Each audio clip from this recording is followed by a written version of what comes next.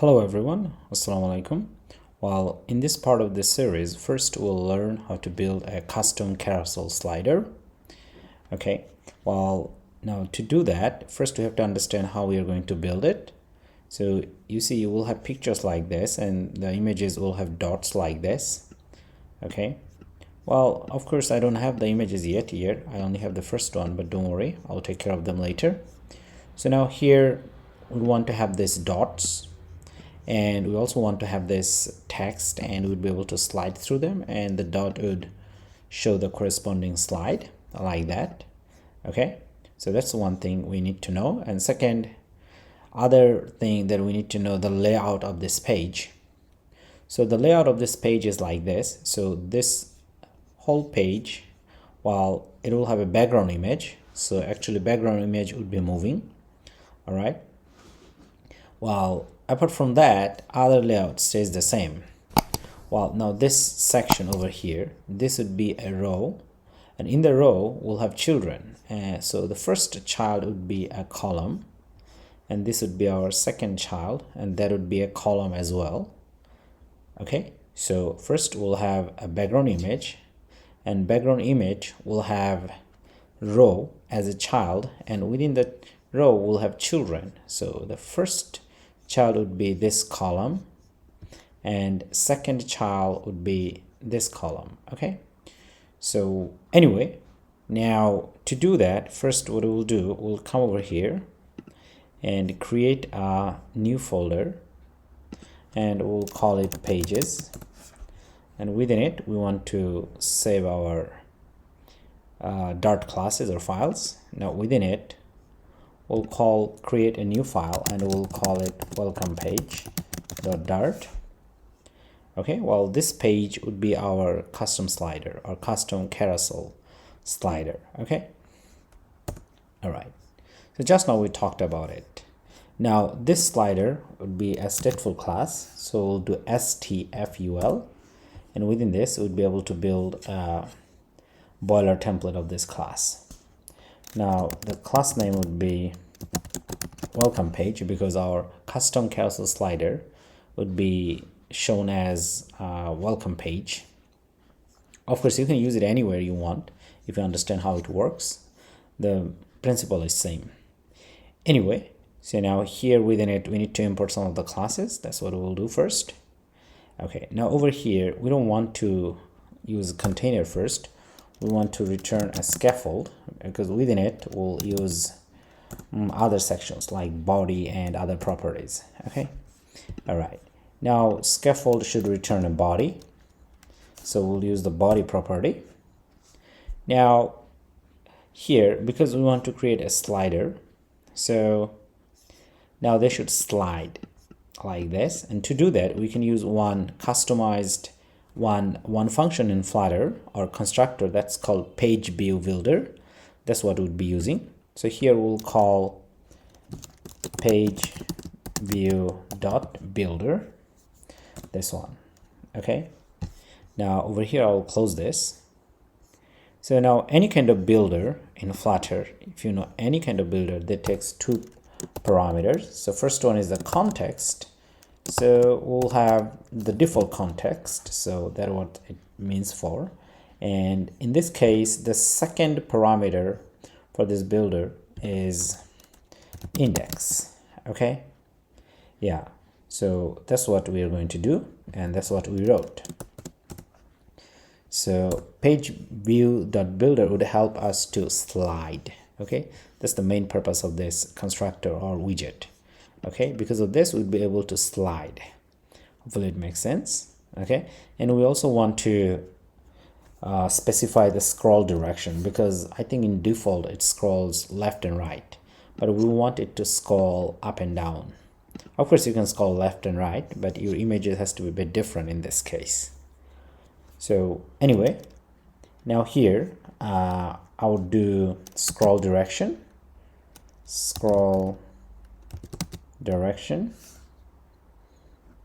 Oh, sorry. So here, over here, I would use the property called scroll direction and axis dot vertical. Okay, all right. And for now, we'll use the 3 images for our carousel slider. So I would do item count 3. All right. Now over here, so you want to return a function because of this one. So page builder should return a function. So that's what we are going to do. Or actually a widget. It should return a widget or a function that returns the widget. So that's what we're going to do over here. Well, now first thing we want to return over here is a container. Okay, so your return statement, so we need this one. Now think about this container. So this container should hold these images and everything else inside of this. Okay, so the container should have maximum width and height because we want it to occupy the whole screen. Okay, well, now to do that, we can use the width as the maximum width. So in Flutter, we can use max finite. It will take maximum width for the screen. And the same for height. Okay, so we do double dot max infinite. Okay, well, we are almost done. I mean, with the first part, like showing the images. Okay, now here, what do we want to do? Here we want to show the image. Well, within container, if you want to show the image, you need box decoration. That's what we will do. Okay, and now box decoration has image property, and it takes decoration image property, and then within it, once again, image. Now here we do asset image to show the image. Now the images are where? Well, now the images, if you downloaded the code from the link, so you should have images in your img folder. Okay, well, these 3 images. Okay, but we want to define them at the top first. Okay, go over here. Okay, we don't want to read directly from the asset folder, but from here as a list. So we'll declare here list images. Okay, so like this. So we'll make image list, and within the list we'll mention the image names. So let's go ahead and do it. Welcome 1.png. Okay, well, to be quick, I'll just copy paste them. So now here, welcome 2 and welcome 3. Okay, so we have this image list over here. Now here we can loop through this list. Okay, how to do that? So we can just put plus and images. Now because page view builder has index and it will run 3 times, it will run from index 0 to 2. So we can specify the index over here. So we do index. Okay, now the error should be gone. And in fact here you can also do images.length. So images is the list, so dot length would give us the actual length. Okay, all right. So, well, so far so good. Now what we could do, we could come over here, and now instead of container, we can return as the home our welcome page. Okay, now we need to import it. I think it's auto imported at the top, as you can see. All right, okay, cool.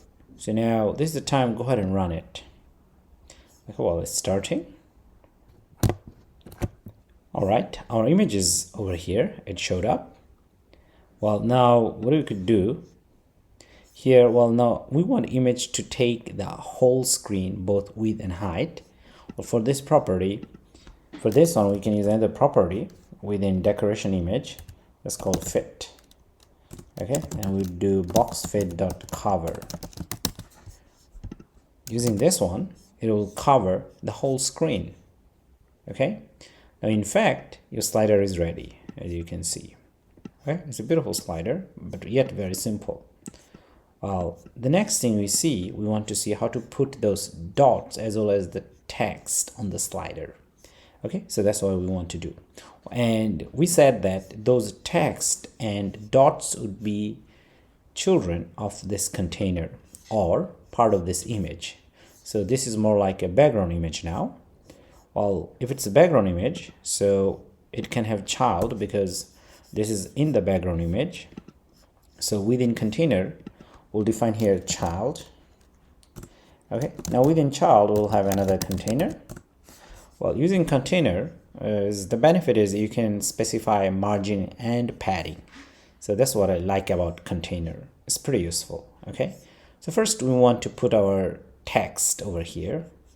Okay, all right, so now it should have certain distance from the top and the left side. Okay, so for this one we can do margin and const edge inserts only and the top 150.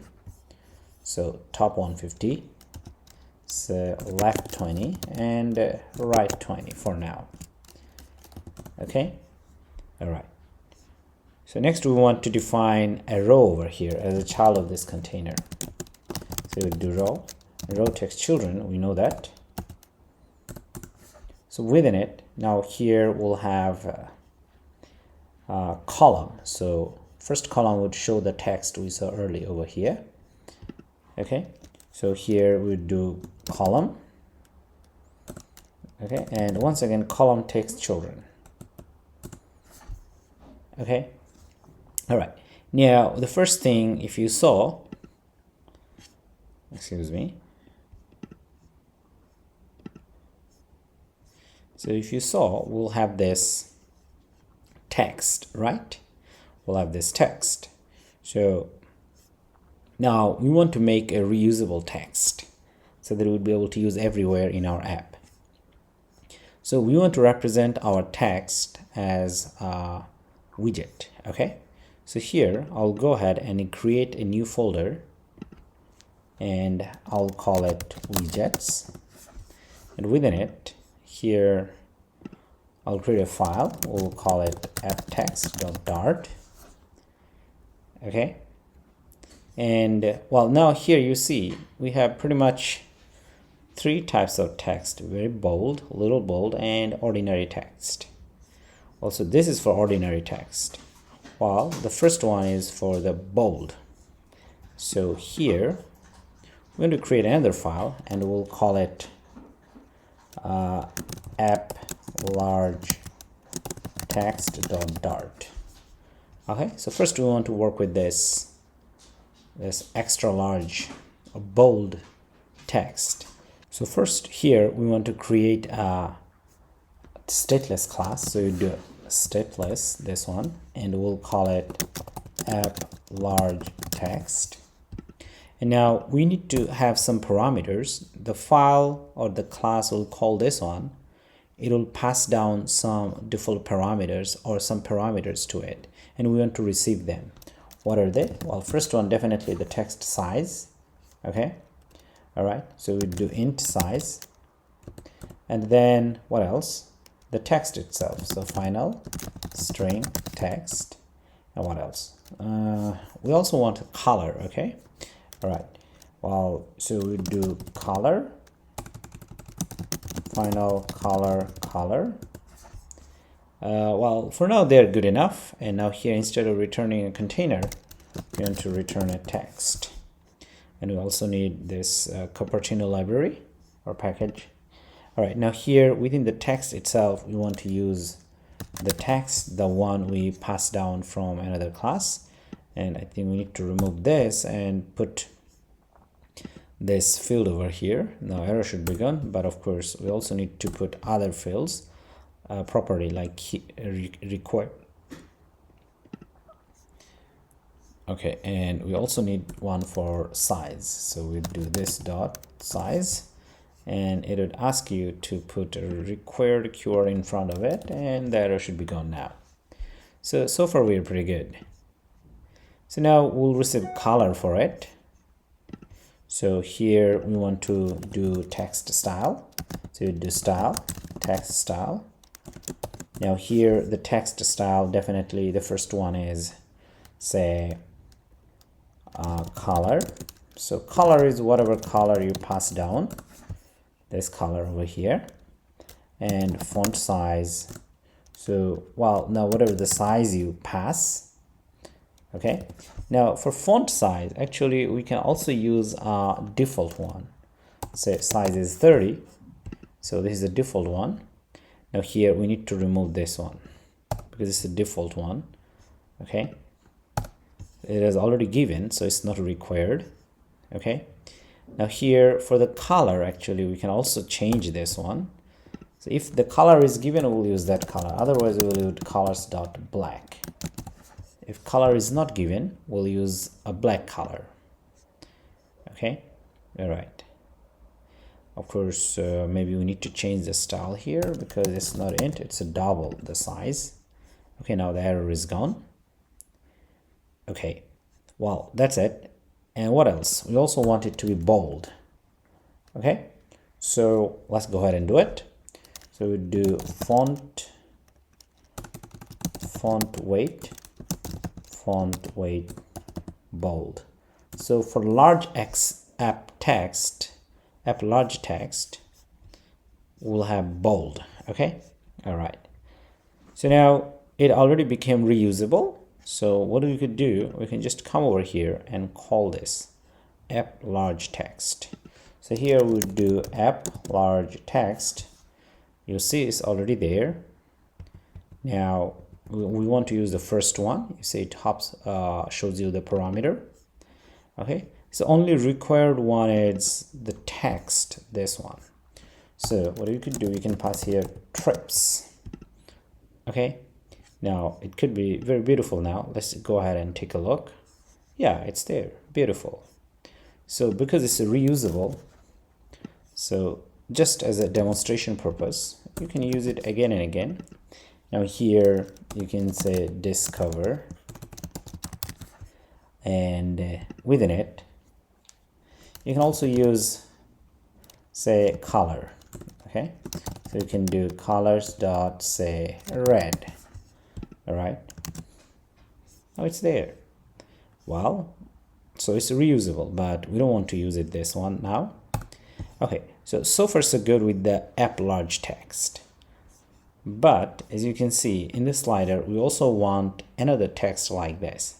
So what I'm planning over here, this two text will be pretty much using the same widget. So we'll build only one widget for them and we'll reuse.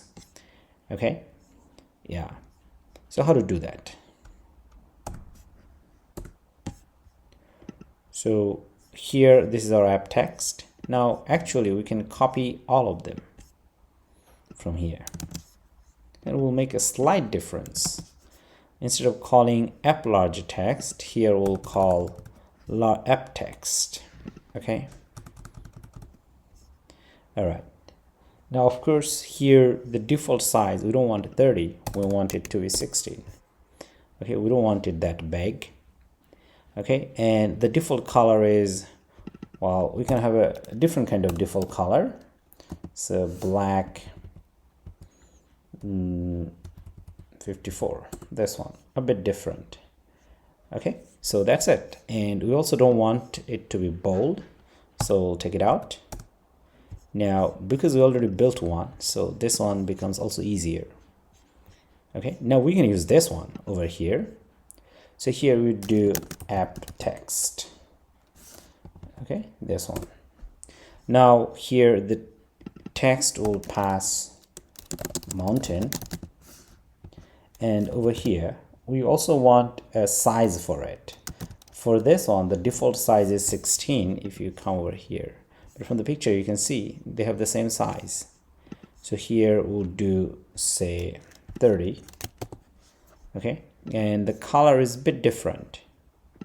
Okay, but we already have a default color, this one, so we'll use the default color. Now let's go ahead and run it and see our application. Yeah, it's there. Okay, now here we want to align them over here.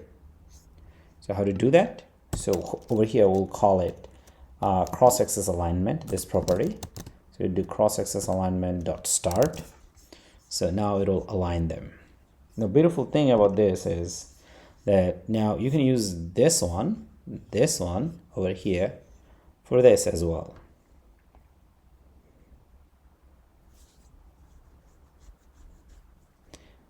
So this text, they are all reusable. Now we'll be using the same class we created for this one. Now one thing, you see that it has from here, it's not going there, it's cutting off, it's going to the next line. So because of this one, we need to create a container, and within container we'll use this text app text. Okay, so here we do container,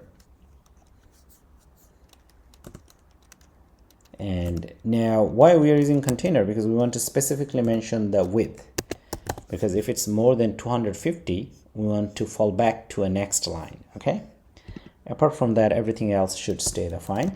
Now here we'll have this child, and our child would be text. What text? This app text that we created early. Okay, now here it takes parameter argument actually. So the first one is a text, we know that if you hover over on it. So we have this text. So here we would say mountain hikes give you an incredible sense of freedom along with endurance.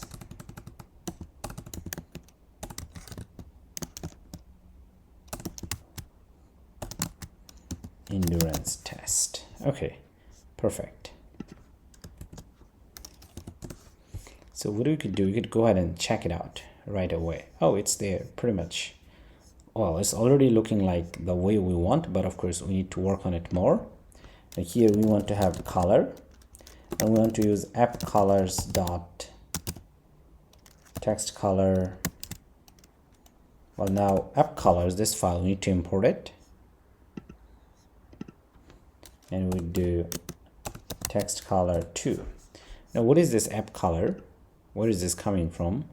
Actually it's coming from here, app colors, so text color 2. So it's in your downloaded folder, so go ahead and check it. Anyway, so now it's there. So now let's save it. Okay, so the color changed a little bit.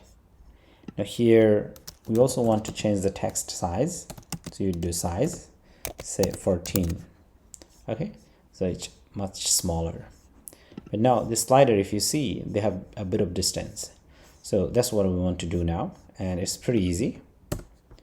So over here we'll do sized box. Okay, and we could do say height, say 20. Now if you see, well, it's beautiful, right? So our slider is already working if you take a look. But of course you can also change this text along with the slider. That would be pretty easy. If you want to do that, you can declare another list of text over here, different kind of text if you want, for the headline, for the small lines. Okay, and you can change them as you want.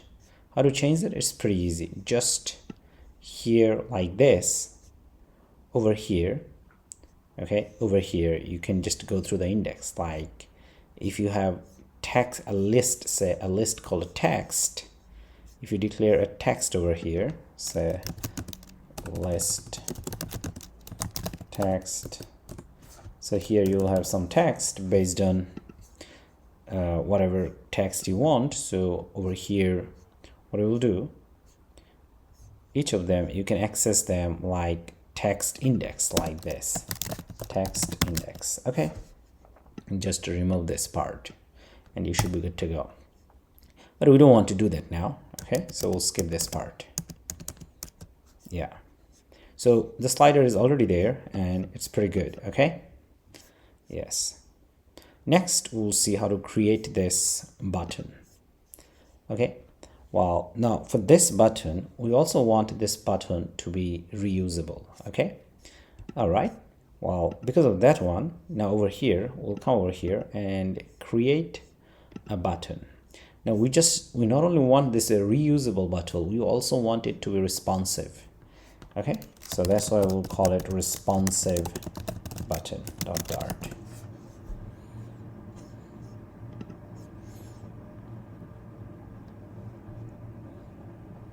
So to do that, first I'll create a stateless class over here and I'll call it responsive button.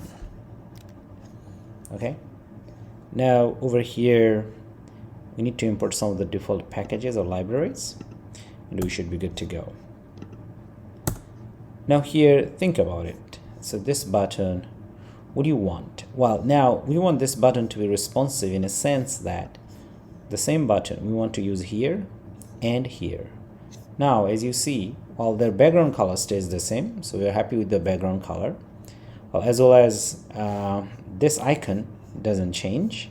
So this icon is fixed, background color is fixed. Only not fixed thing is this one and the size. Okay, but you see the height is fixed. So what do you want to pass to it?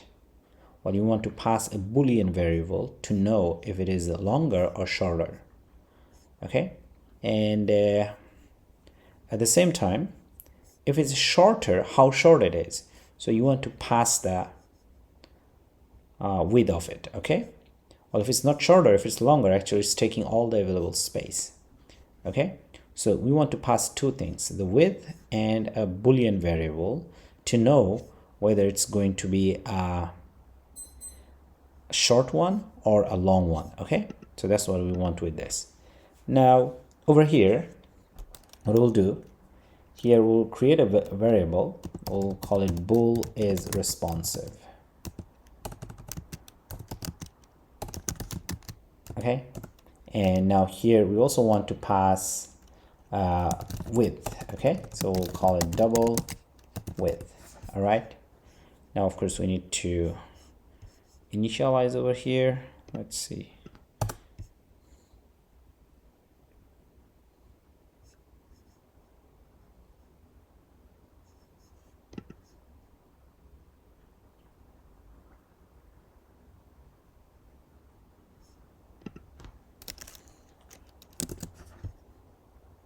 Now let's see.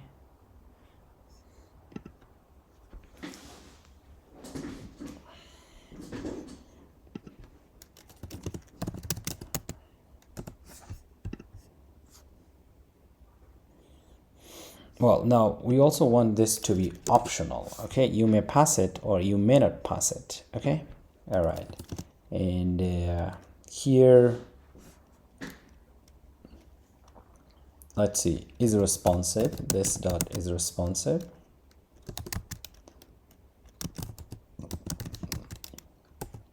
So the default value is false. Okay, and we are good to go with this. All right, so now here, what do we want?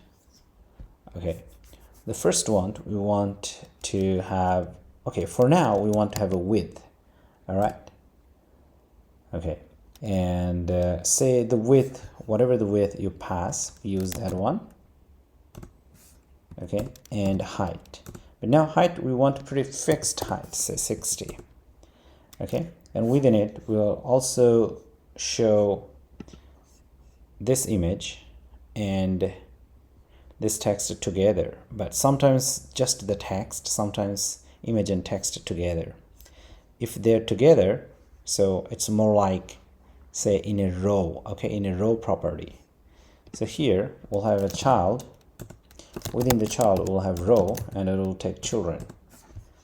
Okay, now as you can see from the both buttons, image is a must one, so image is always there.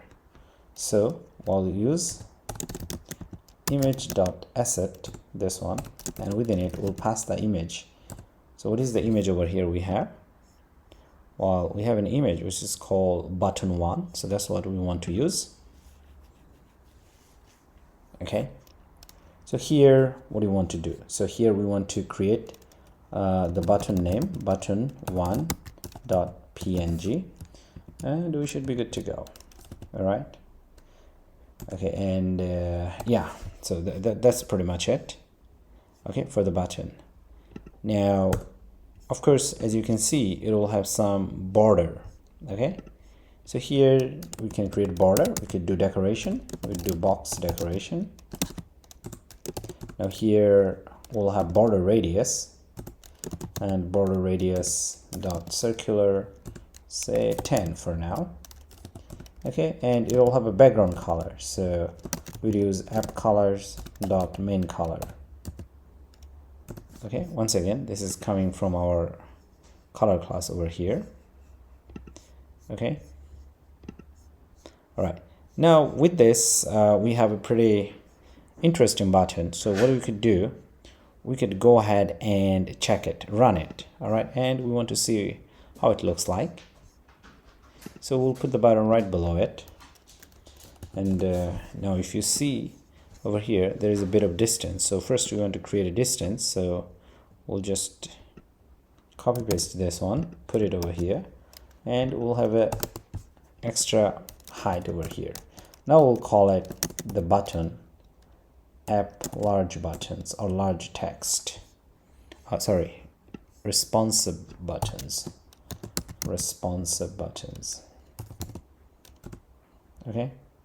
Now over here, even if we don't pass anything, let's see what happens. Okay, well, it's there. Okay, so the button already showed up. That's pretty good and comforting. So now here, well, now we didn't pass any width over here, but actually we can pass a width. So now let's go ahead and pass a width over here and see. Say width 120. Now let's go ahead and check it. Now it's a bit bigger, right? Larger. But now here the problem is it's not centered. So we want it to be centered. Okay, so now over here we can change it. So we could do the main axis alignment dot center. Okay, now it's centered. Okay, well, now we'll see how to draw these dots, how to draw these 3 dots. Okay, all right, as we said earlier that we need the 2 columns in the row. Okay, well, look at this. Now we already have the first column. This column is showing this one, so we want the other column over here. Okay, all right, so now we'll do that. So we'll have column for dots. Okay, now within it we'll use children. Okay, and well, now we are not going to use this list operator over here to put children. We'll use actually another convenient function, the function that shipped out of the box in Flutter automatically for you, like this one. Okay, list.generator is very useful. So here we want to have 3 dots. Okay, and now for each dot we want to return a container. Okay, so that's all we want. All right, so we do return container, but actually I don't like this. I like this way because I can have a new line. So I would do container,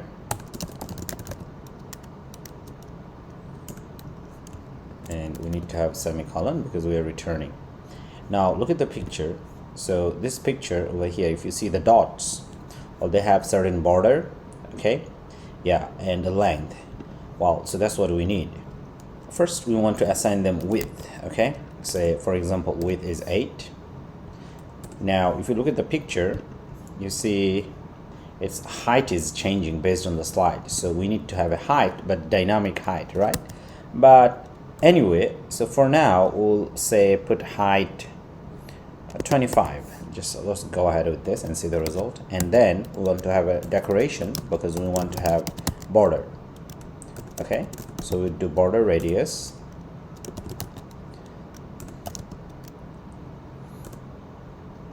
and we'll have border radius 8. Okay, and we also need color, so we do color, and we use app colors dot main color we saw early. Now over here we'll go ahead and run it. Okay, so it's there, right? Well, now we want to push it to the end over here. So now once again we can use this row property, and we can use a property called main axis alignment and main axis alignment dot space between. So it will try to create all empty space between these 2 columns or these 2 widgets. Okay, now it looks perfect. Of course, here is this 20 because of this one. All right, yeah. So now our dots are there, but as you see, it's not dynamic. So first thing we want it to be dynamic. Change the color and also change its position. Well, now because of this one, we all get 25 height for our container. but we want to be dynamic. So as we slide over, we want it to change the height, okay, and the current slide should be longer height. How to do that? Now here we can use one of the properties that we already have. So like item builder, because of item builder keeps tracks of the index, whatever the index we go through, we can compare this index within this loop, okay? So in that case, actually we can change the name index slider or index dots, okay? Now over here we'll do a check. So index equal index dots. So this index is for the dots and this index is for the slider, and if they are equal, then we'll use 25, otherwise we'll use just 8.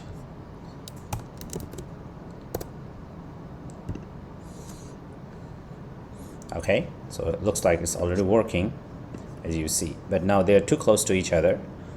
In that case, we can apply margin quickly. We'll do bottom margin, say 8. All right, well, I guess 8 is too much, so 2 is okay.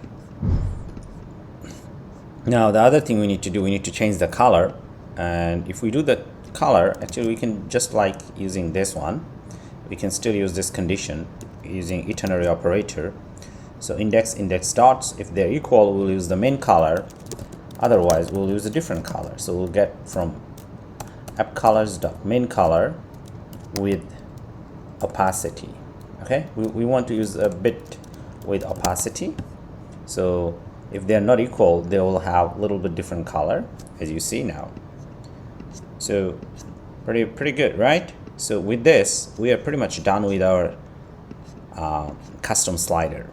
Okay, all right, well, next we'll see how to build this page. Okay, this one. Well, this page has this bottom navigation part, so we'll focus on building this bottom navigation part, and after building that, we'll build this page. Anyway, so bottom navigation bar should include this one, 4 items. So these 4 items, they should have their related routes or 4 pages. So once you click on them, it will take you each of the page. Okay, all right, so to build this bottom navigation bar, first we need this list of routes or list of pages. Okay, so that's what we need. Well, now to do that, first we'll go ahead and create a new file, but now this new file, I'll put it in a new folder. So here within this pages file, I'll create a new folder, and over here I'll call it nav pages. Okay, now within nav pages, first I'll build a file, dart file. I'll call it main page. Okay, main page.dart.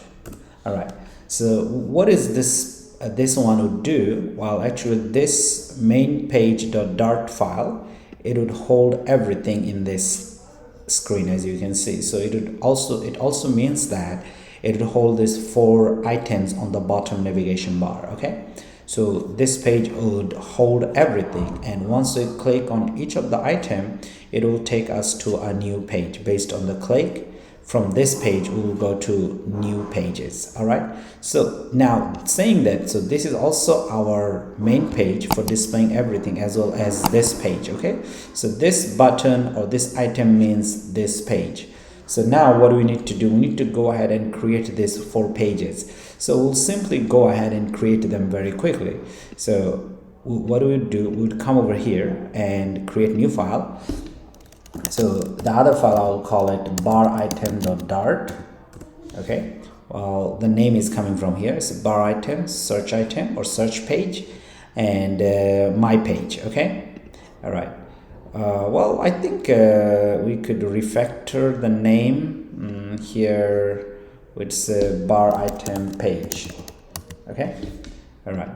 Now over here, I will declare other 2 pages or files, dart files. So one is search page .dart, and the other one is my page.dart. Okay, cool. Now here within it we'll just simply have some very simple content to show based on the click. Okay, all right, so what we'll do now, we'll go ahead and create some stateless class over here. Okay, well, for search one, I'll write here search page. Okay, now within it we need to import some of the libraries, and then here within it, say I'll return a child as a text. Okay, and here I'll write search page. Okay, now over here I want to center it, so I'll wrap it around another center widget. Okay, now we are pretty good with this. So what I'll do, I'll just copy this part.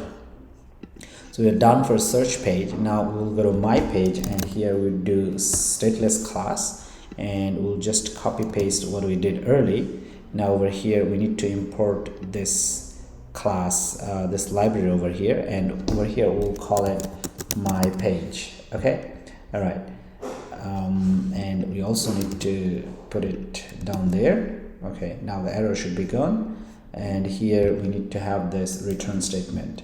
All right, okay. So if you want to reorganize your code, you can do Option Command L on Mac. Okay, anyway, so that's it. Now we will also go ahead and create a very quick stateless class for this one. We'll call it bar item page. Okay, now over here we'll copy the content. The content from my page over here. Okay, but of course here first we want to change the name. We'll call it my page. Now we'll come over here and copy paste this one. So instead of search page over here, we'll write bar item page. Now we need to import other libraries. Okay, we are pretty good. So our navigation bar over here would need 4 pages. Well, 3 of them are already done, and this page is also our main page. So now we'd go ahead and work on this page as well as this bottom navigation bar. Okay, now as I said, bottom navigation bar would be over here in this file. So here we'll create a say stateful class. Okay, now here we'll call this name as main page. Okay, all right, now over here, instead of returning a container, we want to return a scaffold, because we want to have a body, and within the body we'll have this section, and scaffold has another property that's called bottomNavigationBar. For that property we'll attach this one, this 4 sections somehow. Okay, all right, now first we'll go ahead and work with the bottomNavigationBarItem property. Okay, bottomNavigationBar, this one. So what I will do, I'll go ahead and close this, make it bigger. Okay, now over here, definitely if you hover over on it, you'll see that it says that it should take over here a widget. Okay, and the widget we should use, that is called bottomNavigationBar. Okay, so we do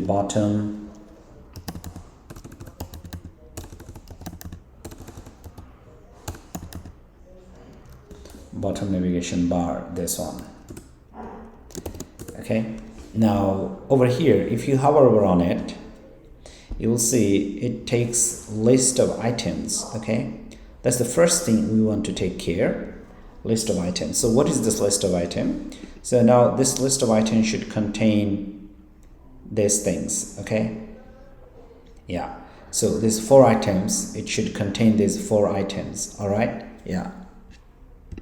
So now here, what we'll do, we'll go ahead and create this list. So simply we'll just call here items. Okay, as you can see, it takes a list. Okay, so now of course it should take the list, but where is this list coming from? Okay, and what are the things we should put in the list? But as you can see, if you hover over on it, it says bottomNavigationBarItem. So the list type should be bottomNavigationBarItem, right? So that's what we should have. So now here we'll just simply write here bottomNavigationBarItem. Okay, this one, right? So now it does take an icon, all right, Now the first one, we want to take this icon, okay, this icon. But now we do have a similar icon over here, so that's what we'll use, icons, icons dot apps. Okay, the first one. Okay, and it should take another property that's called title, and simply we'll call it home. Okay, and title takes a text, so we'll just go ahead and simply call it home. All right, and now yes, we are good. So here we put a comma. Now I'll copy this one 3 times.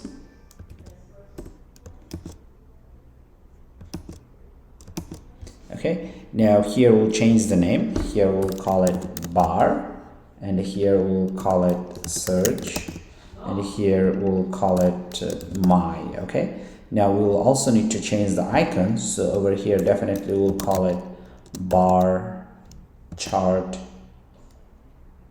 Okay, well, I think bar chart sharp, this one. Now for search, we can simply use an icon that's called search. Okay, and for me, for my page, here we would use an icon. This is called person. Okay, so well, now with this 4 children in the item list, we are done. Well, do remember, well, anywhere you see in Flutter pretty much that has the word bar, like Tabbar, navigation bar, or Tabbarview, they should take a list of children. This is a common property in Flutter. Wherever a widget has a bar, it takes most of the time a list of item.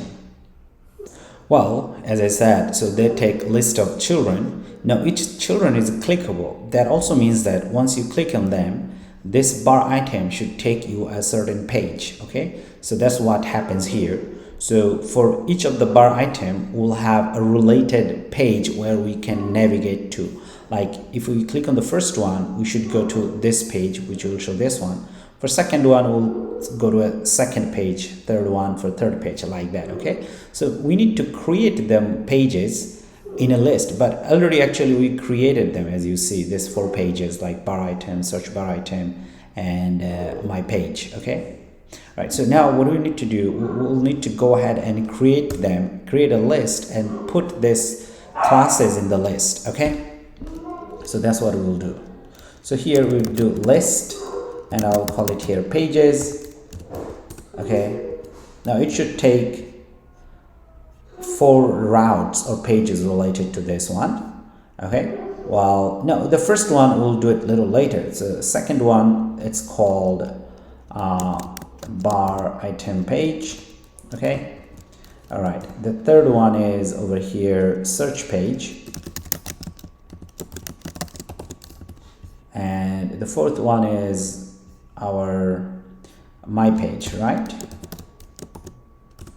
Okay, now we need to import the related packet libraries for this. Okay, done.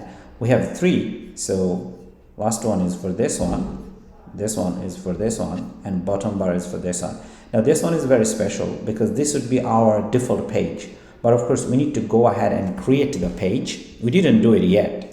So for the whole app, this is main page, so that's why I wrote here main page, but the content should be coming from another route or another page for this icon. So we need to go ahead and create that as well. So that one, we'll call it home page. Okay, so what we'll do, we'll go ahead and create a file over here, and we'll call it homepage.dart. Okay, now over here we'll create a stateful class, and we'll call it homepage. All right, now simply over here right now we'll just return, say, a container for now, so that you get the idea. Okay, and now over here we'll import the related packages and libraries. Okay, so well, this one would be responsible for showing all of them over here related to this button. Anyway, so now we'll come over here. So here we'll just simply write home page. Okay, and we need to import it. All right, okay, so far so good. Now what we could do, we could go ahead and run it and see the result, what happens, because we have 4 pages, all right, and related to those 4 pages we have this bar items. But one last thing before we go ahead and do it, we need to attach this list. Okay, attach this list over here in the body section of scaffold. Okay, so now here we'll write body.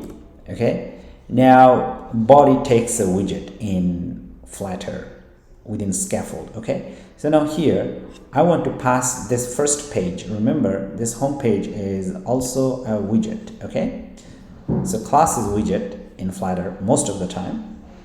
So now here simply I'll return this one. I can return it like this, pages 0.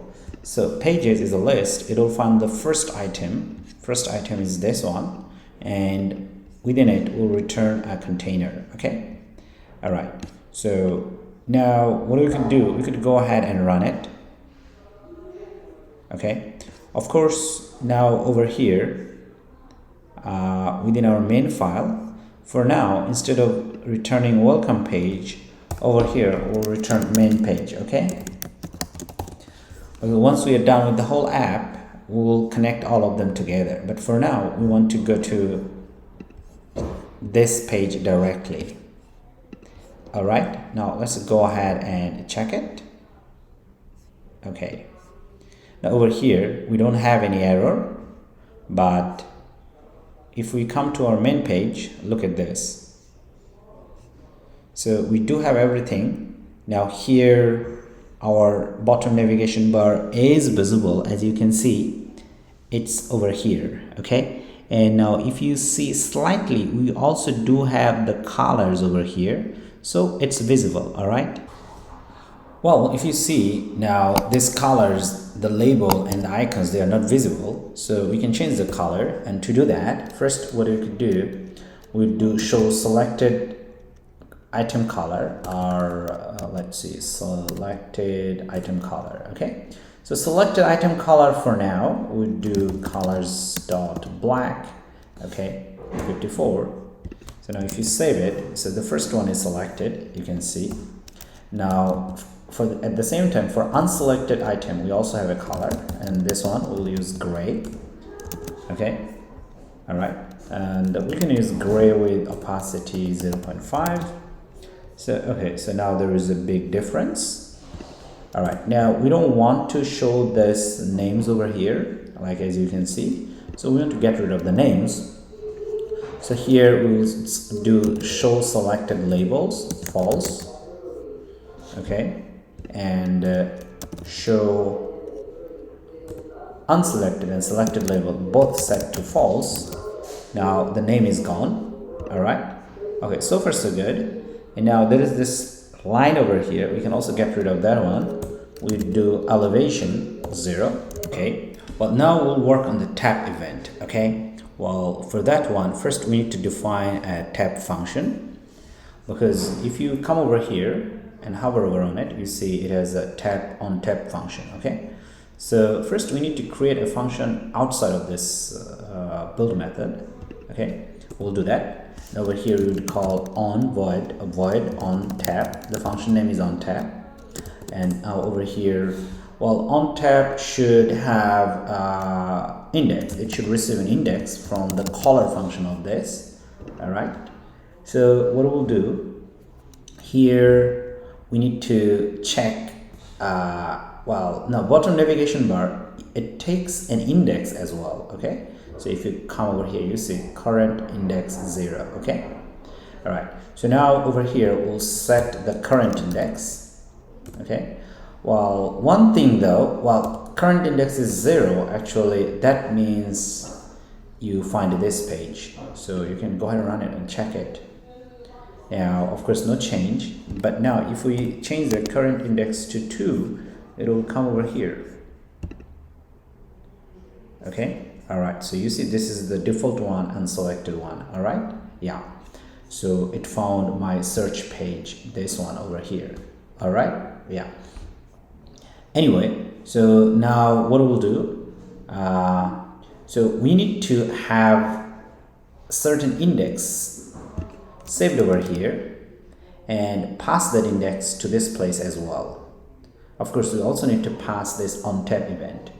Okay, so here we can define another variable, and we'll call it int current index equals 0, the default one. It could be anything you want. Now over here we'll do set state function, and with it set state would have current index value from this one. Okay, so this one, once we click a certain thing over here, so that index would be passed down to this one, then we save it, okay, to this variable, and after that actually here we can pass this one. Well, the naming looks same, but you can name them anything, it doesn't really matter. So next we need to bind this onTap event with this onTap event. Okay, so here we know that it takes onTap event, and here we just simply call onTap. Okay, so now what is this index? So whenever you click on any of this, okay, so that index is sent down to it directly. That means send down to this one, and this one later on sends to this one back. Okay, that's how it works. Okay, so now we would be able to click them. As you see, now they are clickable. Okay, all right, now here as you see, you want to set a certain background color to it, but if we do that it won't work. Okay, so let's go ahead and check it. So over here we can set a background color, do background color, say colors.red, but if you see it, there is no change. Now that's because bottom navigation has a property which is called type, and it takes a value bottom navigation bar type, and actually it takes the this one shifting, which is the default one actually. Okay, well, because of this thing it shifts. If you click on them, as you see, it shifts left to right like that. Okay, now because of this one, the default background color is still there, so we can override it. Here we can override by typing fixed. Okay, as you see, now they won't change. I mean, they don't shift left and right. Okay, so you need to override this one if you want to set certain background color. Anyway, in our case we'll set it white. Okay, now the background color is white. As you can see, it's different from the screen color. Okay, but now we want our screen color and background color should have the same color. I mean, bottom navigation background color and screen color. So here we'll set up the background color. We do colors dot white. Okay, yeah, now it looks much better. But now there is another problem. So if you try to click down there at the bottom, it shows an error. Okay, now because your label is gone, but it's just invisible, but it's still there. So when you click on this, it creates this problem. So to get rid of that problem, what you can do, you can do unselected font size 0. So when it's 0, actually it's not clickable because the size is not there. Selected and unselected all set to 0. Okay, now as you see, there is no error if you try to click at the bottom. Okay, so now the error is gone. Okay, well, now here there's another problem though. So we're setting the current index, but we are not changing over here. Okay, we also need to change the index over here. So we do current index. Okay, now let's go ahead. Now you can see, actually you can see the pages. All right, so once you change the index over here, so we need to change index here, this few places, and also pass down the tapped index to this one. Now with this, actually we are done with our bottom navigation bar building. Simple and beautiful. Next we'll see how to show this page for the home page of our bottom navigation bar. It means for this one. Before we go ahead and start building the page, let's look at the page structure. Okay, so this is the page we are going to build.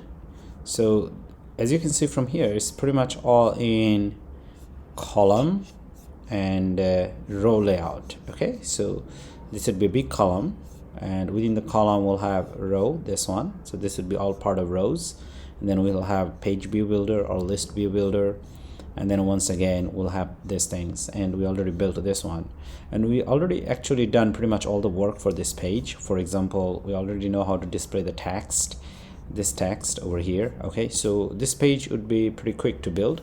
Anyway, well, now to do that, first we have to go to our home page over here.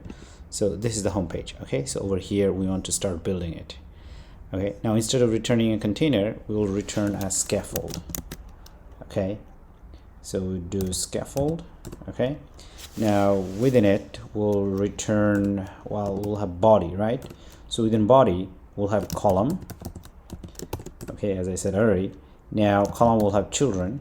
Okay, now within the children we'll have over here, you see this icon, okay, and this one, both of this. All right, so here we could do one thing. We could actually do a little bit padding and then put them, these two, in a row. Okay, or we could do row first. Okay, so first we do a container, and within container we'll have child, and within child we'll have row, and now we'll have children. Okay, now within this children we want to show this icon and this guy. Okay, now how to do that? So here we can just simply go ahead and call icons, and we'll use the menu icon that's shipped out of the in Flutter box default. Okay, I mean the SDK, and then we'll do size 30, and color we do colors.black over here. Okay, all right. So well, now with this, that's it. Now let's go ahead and build it. So it's right there at the top. Okay, now we'll take care of that soon. So just now, as I said, this container over here, this one, so here we could do a little bit padding. We would do const edge inserts only and say top 70 and so left 20. Okay, I will say it's here, but this effect could be done with also safe area view, but personally I don't like. I like to go ahead with this, so it's a preference. Okay, now looks like our page is working there. Anyway, so now that's the first thing we did. Now what do we want to do? We want to show this this guy over here, but now for this one we'll simply have a container. So we'll do container and say width 50 and height 50, and we'll have, so here decoration, because we are going to have border, so box decoration, and then border radius, and border radius dot circular, say 10. We are good, and we'll have color within it, so we'll do colors dot gray, and with opacity say 0.5. Now let's go ahead and run our machine. Well, now it's too close to each other, right? So definitely, because we are within row, so we can use expanded widget over here. So the expanded widget, and we'll use empty container. Okay, let's see. Now let's go ahead and save it. Looks like we have an error. Okay, now we just pushed it down to this very left side, right?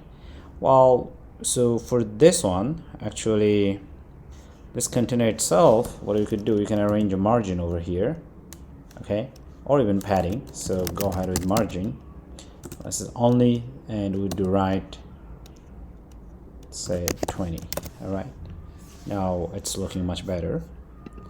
Okay, well, that's the first step we did. Now we'll go ahead and do this one.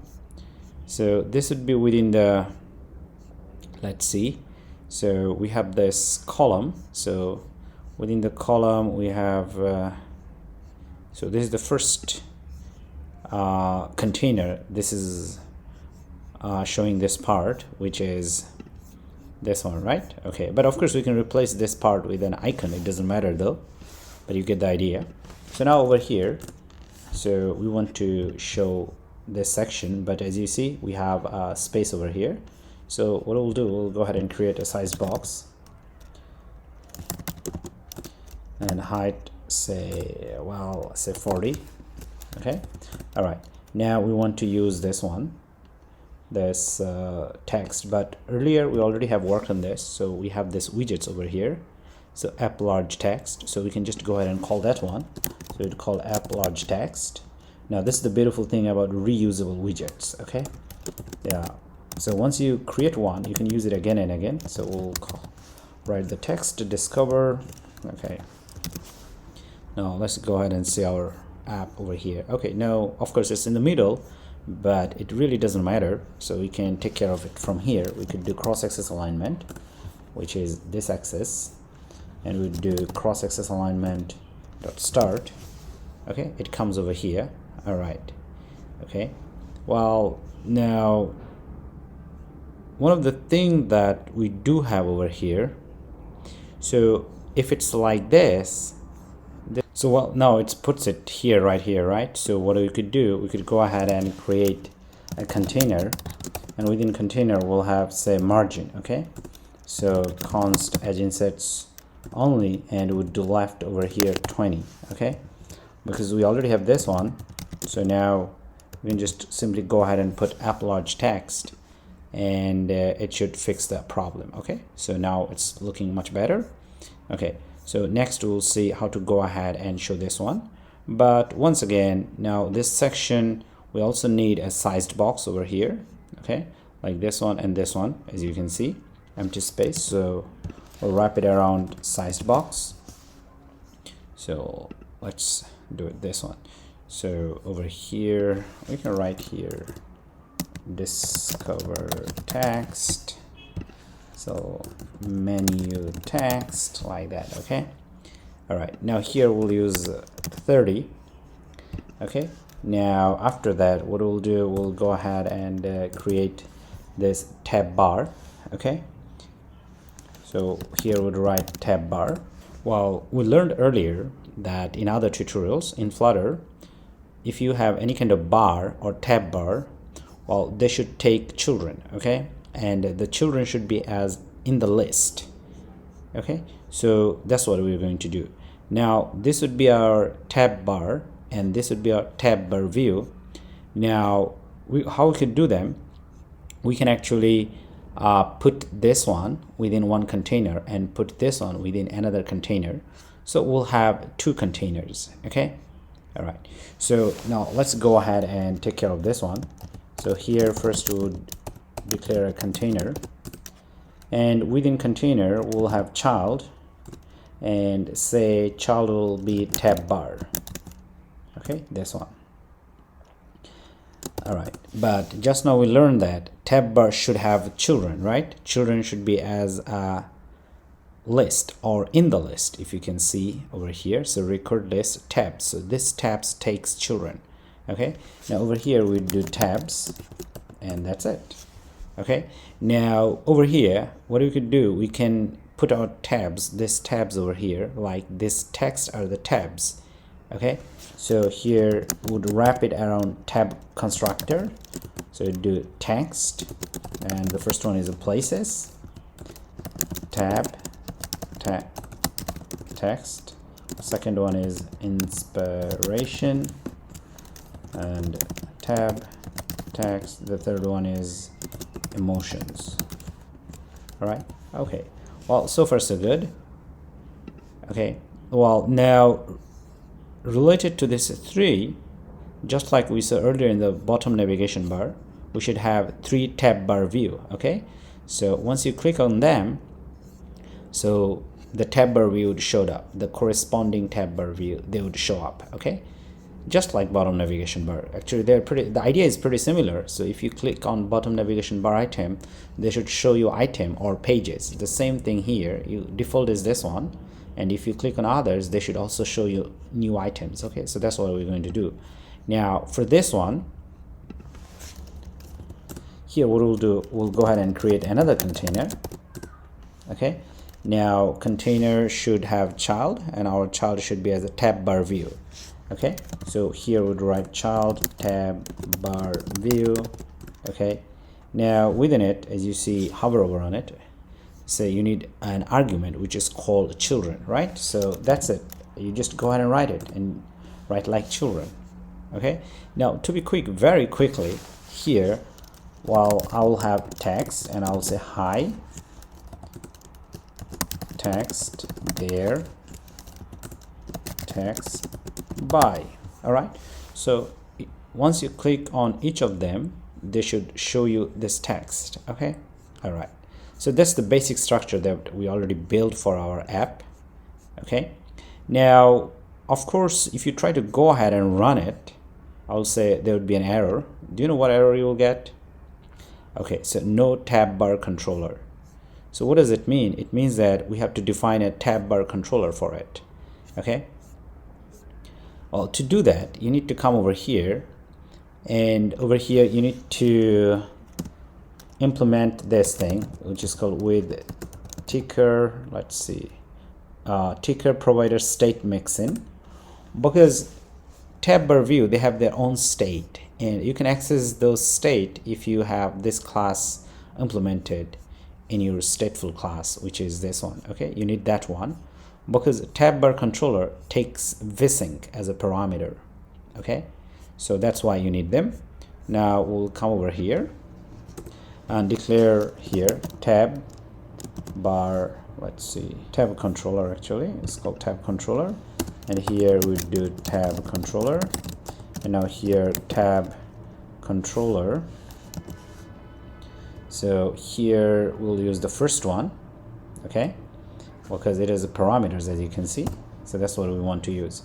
Now we will have 3 tab bars, so here we'll write length 3, and vsync is in general this. Okay, now vsync is this over here, but it's showing you error. That's because it's want to refer to a context, so we'll refer to this context. Why this is important? Because every time you click on the button or the bar, it gets revealed, so it needs the context, and vsync refers to this context. Okay, now let's come over here, and it has a property, it's called controller, as you can see here. So here we would do controller and tab controller, we already have it.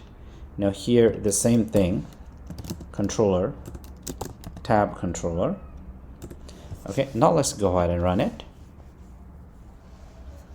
Okay, and it looks like we have a lot of other issues. Well, we have this arrow, that's because our Tabbarview, well, they need certain width and height, but we didn't provide that, so that's why it's getting us error. So over here we'll write height, say 300, and width, say double dot max infinite, so all the available width will take. Okay, now let's go ahead and run this time. Now the error is gone. Yeah, it's already working, right? But of course we need to take care of many things. Come over here. Okay, cool. So without width and height, it doesn't know what to display and how much to display. Okay, so that's the problem. Okay, well, now so far so good, and definitely we need to take care of a lot of properties over here, and that's what we'll do. Let's go ahead and change the color first, because they are not very visible. Okay, so change label color.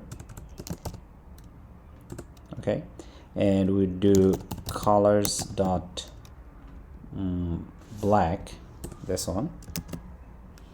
Okay, so these are the labels, now they're visible. Okay, and next we'll do unselected label color, because this one and this one we want to have a bit of different color. They're almost very different, but we want to specify it more, so you do unselected label color, and here we do colors dot gray. Yeah, now they're more obvious. All right, and now now we want to put them over here.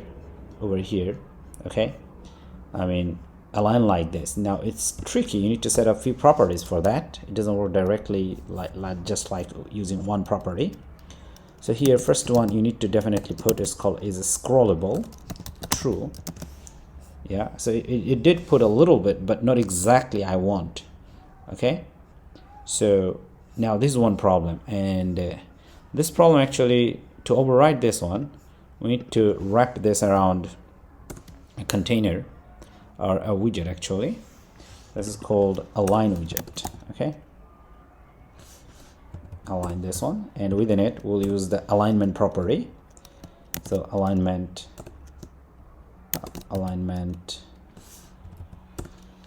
center left. Okay, so it will put everything to the left.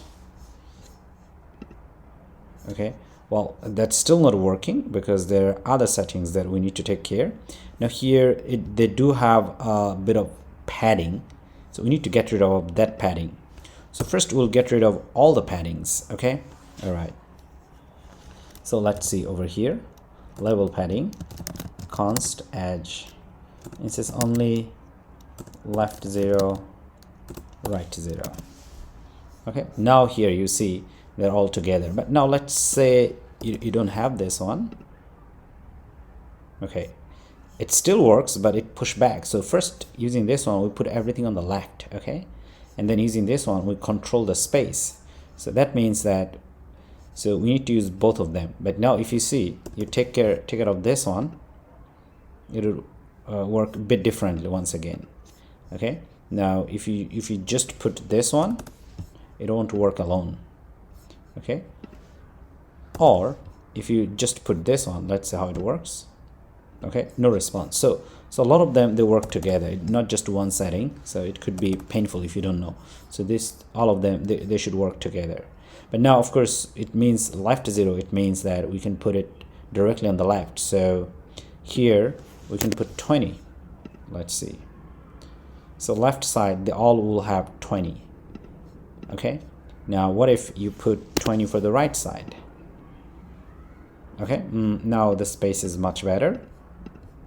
Okay, and now indicator size, so let's see, indicator size could be same as level size, or there's a property that's called indicator size, and we'll use a Tabbar indicator size label. So now it's same as the label size. Okay, that's another property that we can take care. But now definitely what we want it to be, say, like this, the one over here. Okay, dots, not really a line there. Okay, well, to work on this, we need to actually specify our custom decoration painter. You might think that you can just directly draw a circle over here. No, you can't. The problem is that here, if you see a property which is called indicator, now if you hover over on it, it wants to take decoration widget. Okay, so if you just go ahead and directly use container or other kind of box decoration method, it won't work. So you have to implement over here a class that extends decoration and will return a value from that class. So that also means we are returning a decoration. So that's what we need to do now. Well, to do that, we need to declare a new class. Okay, so that's what we'll do. We'll do class circle tab bar or tab indicator. Okay, and it should extend decoration. Okay, this one. Well, as soon as you do that, let's see, indicator, we're gonna hover over on it. It's a missing one overriding property, so this one. So every time you extend decoration, you must implement createBoxPainter. Okay, you must do that, otherwise you'll get error, and here it should solve the error. Now within it, we want to return something. Okay, so we want to return this circle over here. Okay, so how to do that? Now we want to draw a customized circle, and here you can only draw a customized circle, otherwise it won't work. Okay, so here we want to return a circle, but to do that you need to implement another class.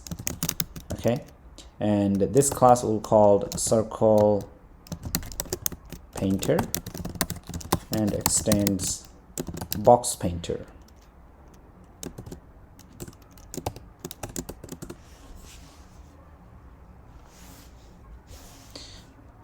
sorry, it should be out of this class, not inside this class. Okay, all right. Now while we are doing that, you see it says it returns a box painter. So first we extended decoration, that's why we need this method. But now here it says that this method should return box painter. So we have a new class here, and from this class we want to return a box painter. All right, now we have another problem. It says it's missing another overriding property of paint. That's what we also need over here. Okay, otherwise we'll get an error. So it's very interesting and tricky.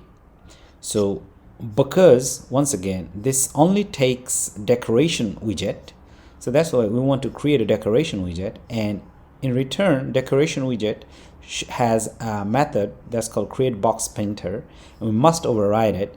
And once you override it, you want to return something. What it returns a box painter. So we go ahead and create another box painter class, okay, or a class that extends box painter, and over here you should return a paint, or you should override a paint method. Okay, so that's how it works. Okay, so what we'll do, so now look at this one. To this class we want to pass color and radius. Okay, that's all we want. So once we call it from here, we can pass the color and the radius. Okay, so we do final color. Okay, and now here we do double radius, because we want to use this too, and pass it down to our other classes. Okay, and we'll get them from the color function. But now of course it's saying you need to use a let modifier or things like that, but we also need to create the constructor. So here is our constructor. So you do required this dot color and required this dot radius. Okay, now the error should be gone. Now as we know that this should return a box painter. Okay, and this class is returning box painter, so we can call this class over here. Okay, so we do throw this one, return this one, and we can pass this color, because we use this color to paint in this method. And now here we'll have radius. Okay, now of course if you hover over on it, it will ask you that it's not defined main parameter over here. So that's what we need to do over here as well. So we'll just go ahead and directly copy this part to this part. Okay, and now over here we'll also copy this one and put it here, and we'll just change the name. Okay, yes, now the error should be gone. Now look at this paint method. This paint method is very interesting. This paint method actually should draw this circle. Okay, now what we could do, we could go ahead and use this canvas, and it'll have a draw method inside. So you do canvas.draw circle, I think this one. Okay, now the first one is offset, so we can use this offset, whatever the offset is given. Okay, so default offset, once we click on the screen we get that one. Okay, now here it says it takes a paint object. Okay, well, it takes a paint object, so we need to create our own paint object, and that's what we'll do. So here we do paint equal, we'd say here paint. We'll use the paint constructor to create the paint object. Okay, now paint object has some underlying properties that we can use. It has color property. So for this color property we use the color that we pass down, and for hardware acceleration we can specify is anti-alias is true, so we'll use hardware acceleration for this, and we just change it to this underscore. So now they become the same paint object. Okay, so hopefully it makes sense. What is happening here? So we'll call this class and we'll pass down the radius and color, and it will come down to this one, and over here using this paint method we are going to draw our circles. Now we'll go ahead and use it. So we'll call it from here. Okay, we'll call circle tab indicator. Now here we'll use color, say colors. So now for this color we'll use our app color, app colors dot main color, and radius here we'll use 4. Okay, all right, now let's go ahead and run it, see the result. Okay, so well, our tab bar is there, but it's at the top. Okay, now we need to work on the position. Well, to work on the position, we need to come to this paint object or paint method over here, and you see, so it has this image configuration object and offset object. Okay, we need to work both of them together. So currently wherever you tap, it's taking that place and putting at the beginning. Okay, so we can calculate the position and change it. Okay, well, the first thing here, we'll create a new offset object for it. So we'll do final offset, say circle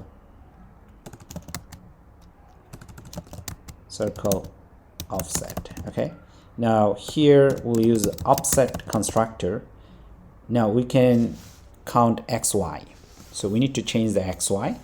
Well, first this configuration object, this one, using this one, we can access wherever it taps that area. Okay, and its width and height. So here we'll use size, because using size, actually wherever you tap on, it can take that area size. Okay, and as well as its width. So wherever I tap, so I'll have access to that width. Okay, now as I have access to this width, I can divide it by 2. Okay, so it'll put me in the middle. So if I tap over here, now I'll come back to this place because I divided by 2.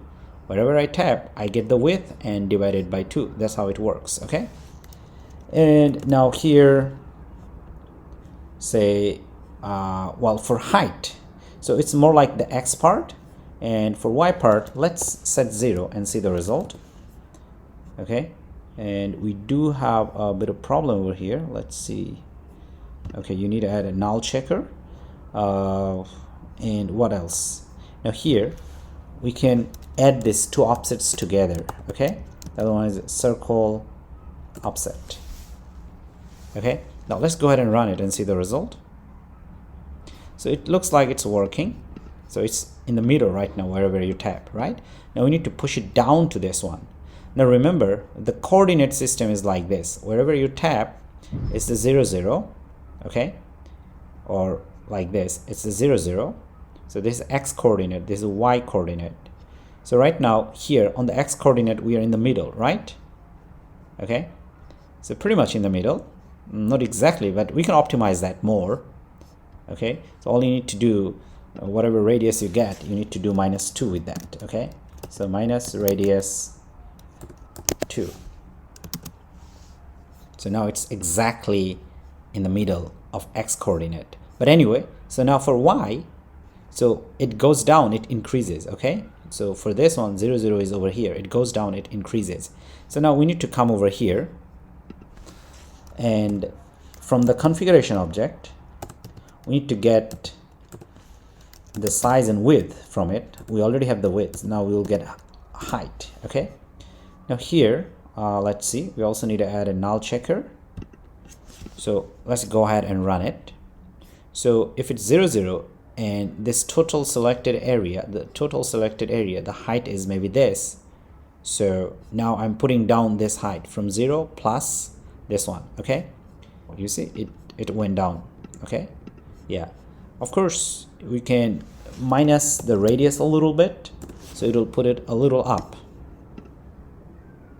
Okay, now it's perfect. Okay, so what's happening here? Once again, wherever you click, it gets that area, and it starts from 0 for Y direction, 0 for X direction and Y direction, and you also get the total width and height, and we minus that, okay, to get our desired position. Hopefully it makes sense.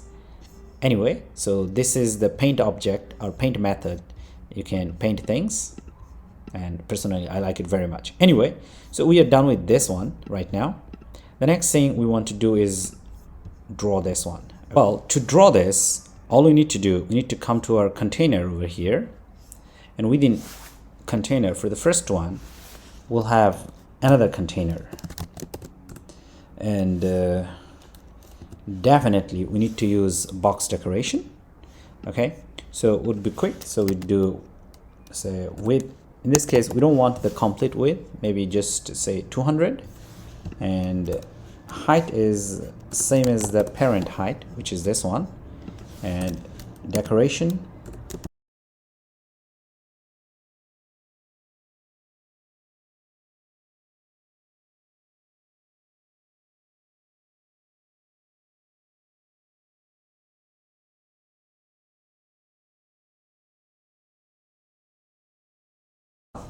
now which image we want to use. We want to use the image, hopefully this one, the first image. So we'll call it mountain.jpeg. Make sure that we don't have any error. Mountain.jpeg. Well, for now we'll show just one static image, but later part of this tutorial we'll get all this image from our network request. Okay, all right, now let's go ahead and run it. Okay, our image is there, and we only have one image, as you can see. All right, so now here some of the properties, so let's take care of it quickly. So fit,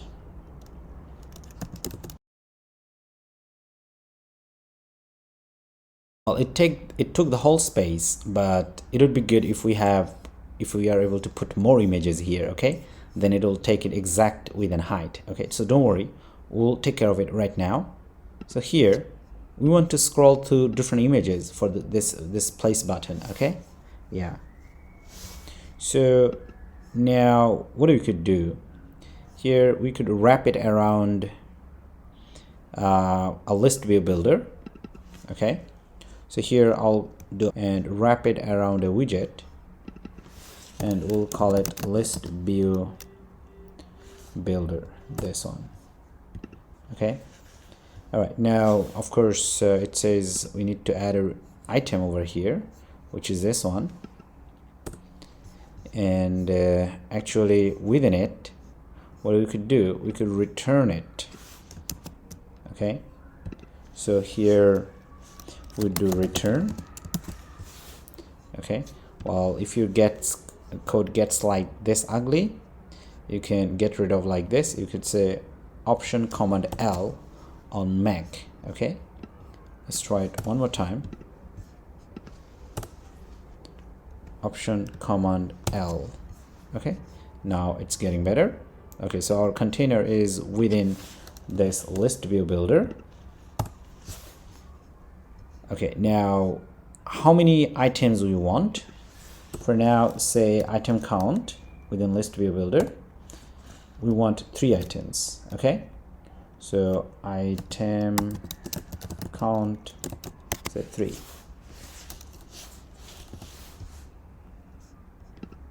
Okay, now let's go ahead and run it and see the result. So our items are here, but right now they're horizontal, vertical, but we want them to be horizontal.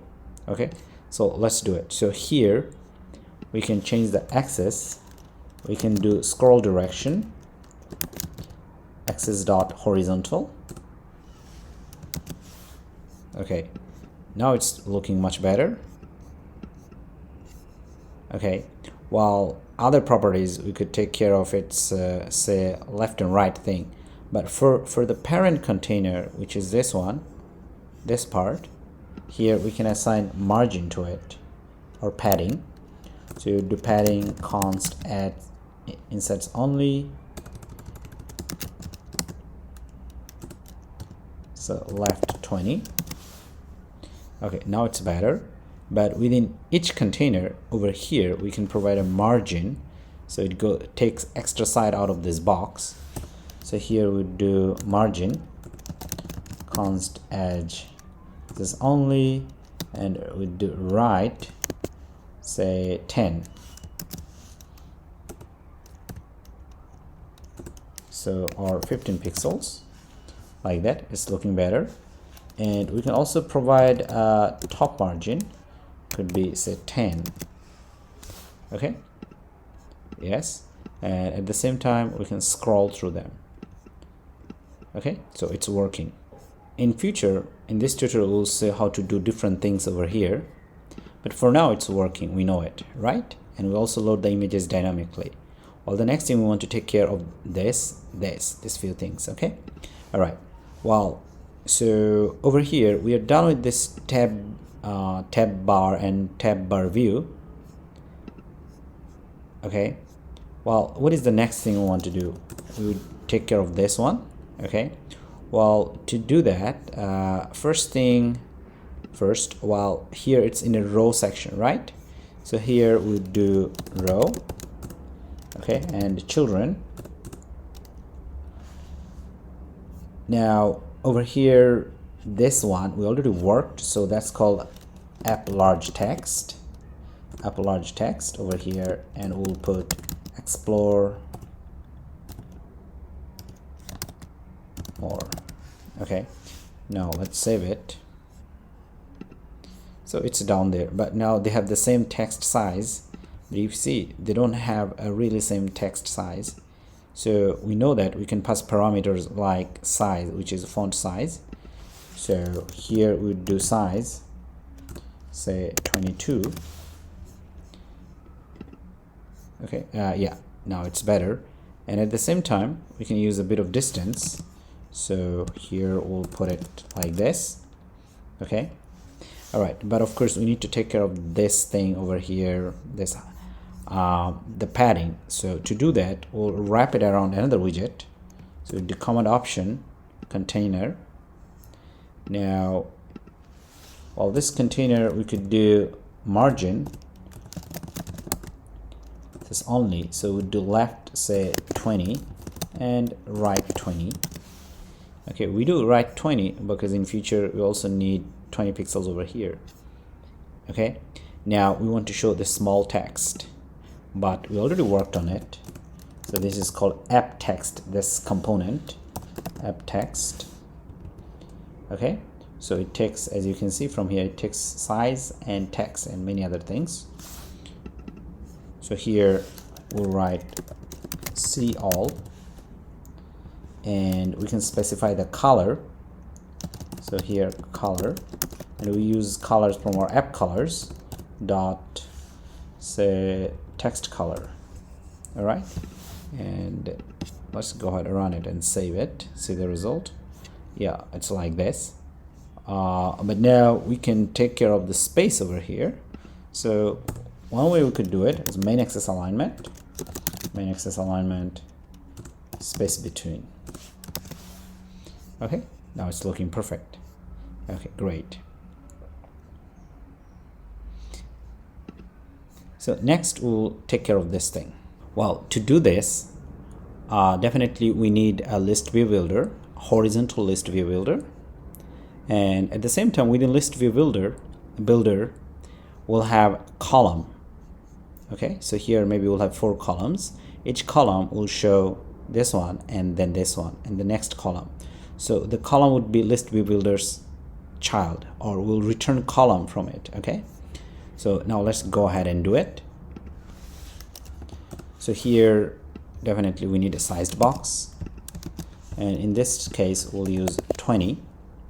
All right, now of course we need this padding over here, or margin. Okay, so we'll use a container to do that, and so we do margin and const edge inserts only, and this time only say left 20. Okay, now the child would be list view builder, this one, and any kind of builder that takes a function. That function has 2 properties, or 2 parameters it takes. Sorry. And the other one is, the first one is context, other one is index most of the time. Okay, now here we want to return something. As I said, we want to return a column. Okay, column will have children. Okay, so now here of course we need the semicolon. Now children, each of them will have, you see, if we'll have four children, right? And each of the children would be a column. So over here we can mention the item count. For now we'll mention it 4, but in future we'll read them dynamically. Okay, all right. Now over here within it, look at this one. So this is border. Okay, well, now we want to read this and show it. Well, it should have border, so we'll use container and box decoration property. Okay, all right. To do that, I think we can, let's see, borrow some container property, I guess, pretty much from here. So we'll just copy this one, and over here we'll paste it, but it's not good looking, so we'll do Option Command L on Mac to prettify it. Okay, and we have an error. Okay, now it's pretty. But one thing, let's take a look. So each of them, we don't want with 200, we want it 80. Okay, all right. And for now, I think we just need this left margin. Okay, so we can get rid of this one, sorry, right margin. So we'll do right margin 50, and well, circular radius 20 is okay, and background color white because you need a color, and everything else looks good. But now how about the images? Well, for now just go ahead and use this image and see the result. Okay, of course we have an error. Let's see where this error is coming from. Well, even if I don't see the error, I know, but do you guys know where is this error? Well, unbound this viewport, which doesn't have any height. So now if you come to the parent over here, the parent doesn't have any width and height. So this container has, but list view builder parent doesn't have. So every time if you have a list view builder, its parent should have width and height, otherwise you'll get error. So here we'll use height, say 120, and width, say double.max infinitive. Okay, let's go ahead and run it, and the error should be gone. Okay, yes, and we do have a bit of padding issues over here. Now because of this one, bottom navigation bar. Well, now few ways we can get rid of this one. Either we can change this one to 100 and see, not really good. And let's see what else.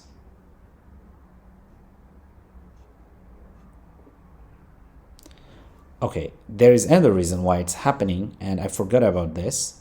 So the scroll direction, because now it's coming down from there, so that's why it's showing like this. So here we can change the scroll direction. Okay, axis dot horizontal. Okay, let's run it. Okay, now it's looking better.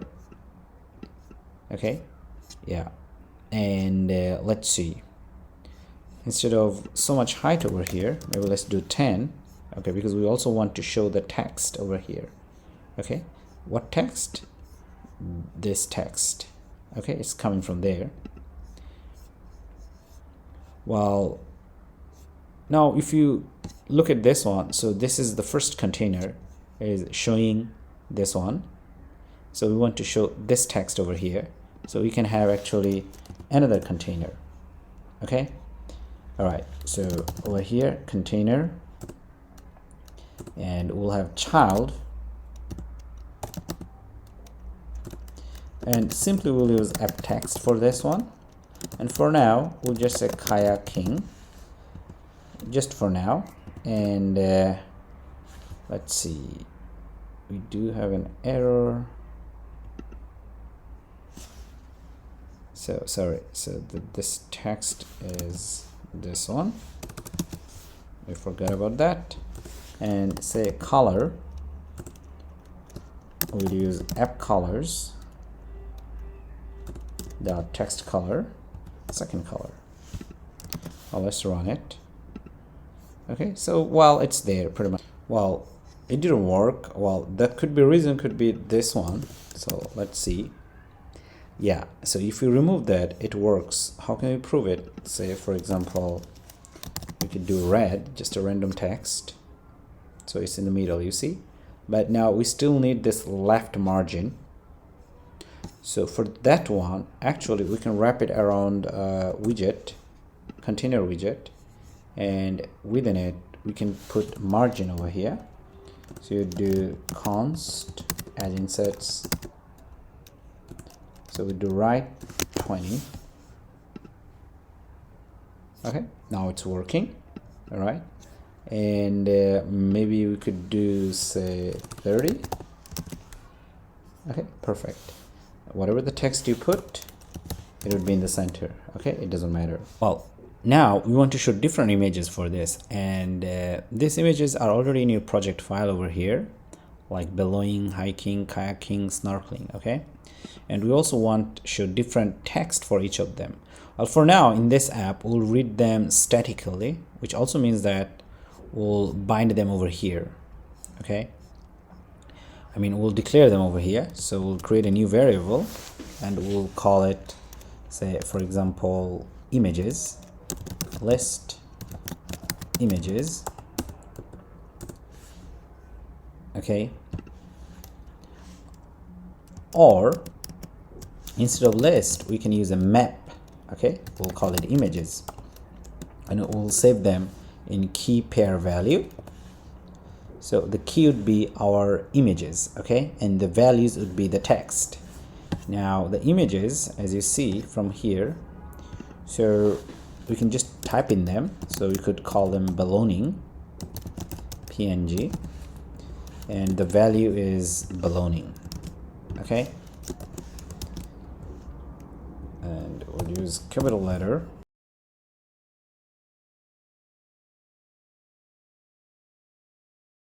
So if you don't know what is map, check out my other tutorial in the description. I have a list, a video link for that. Anyway, so now our images list is ready, so we can go ahead and read them. Okay, and show over here. Now for this one, we need to come to this place, and this is where we show the images. Now images all are in img folder, so that's img folder all stays there. Now over here we need to access our map like images. Now we want to access the key, and as I said that our images map has key and value, so keys are the images, so I would access that one. And now here there's another property called elementAt index, so we'll use that one. Now where is this index coming from?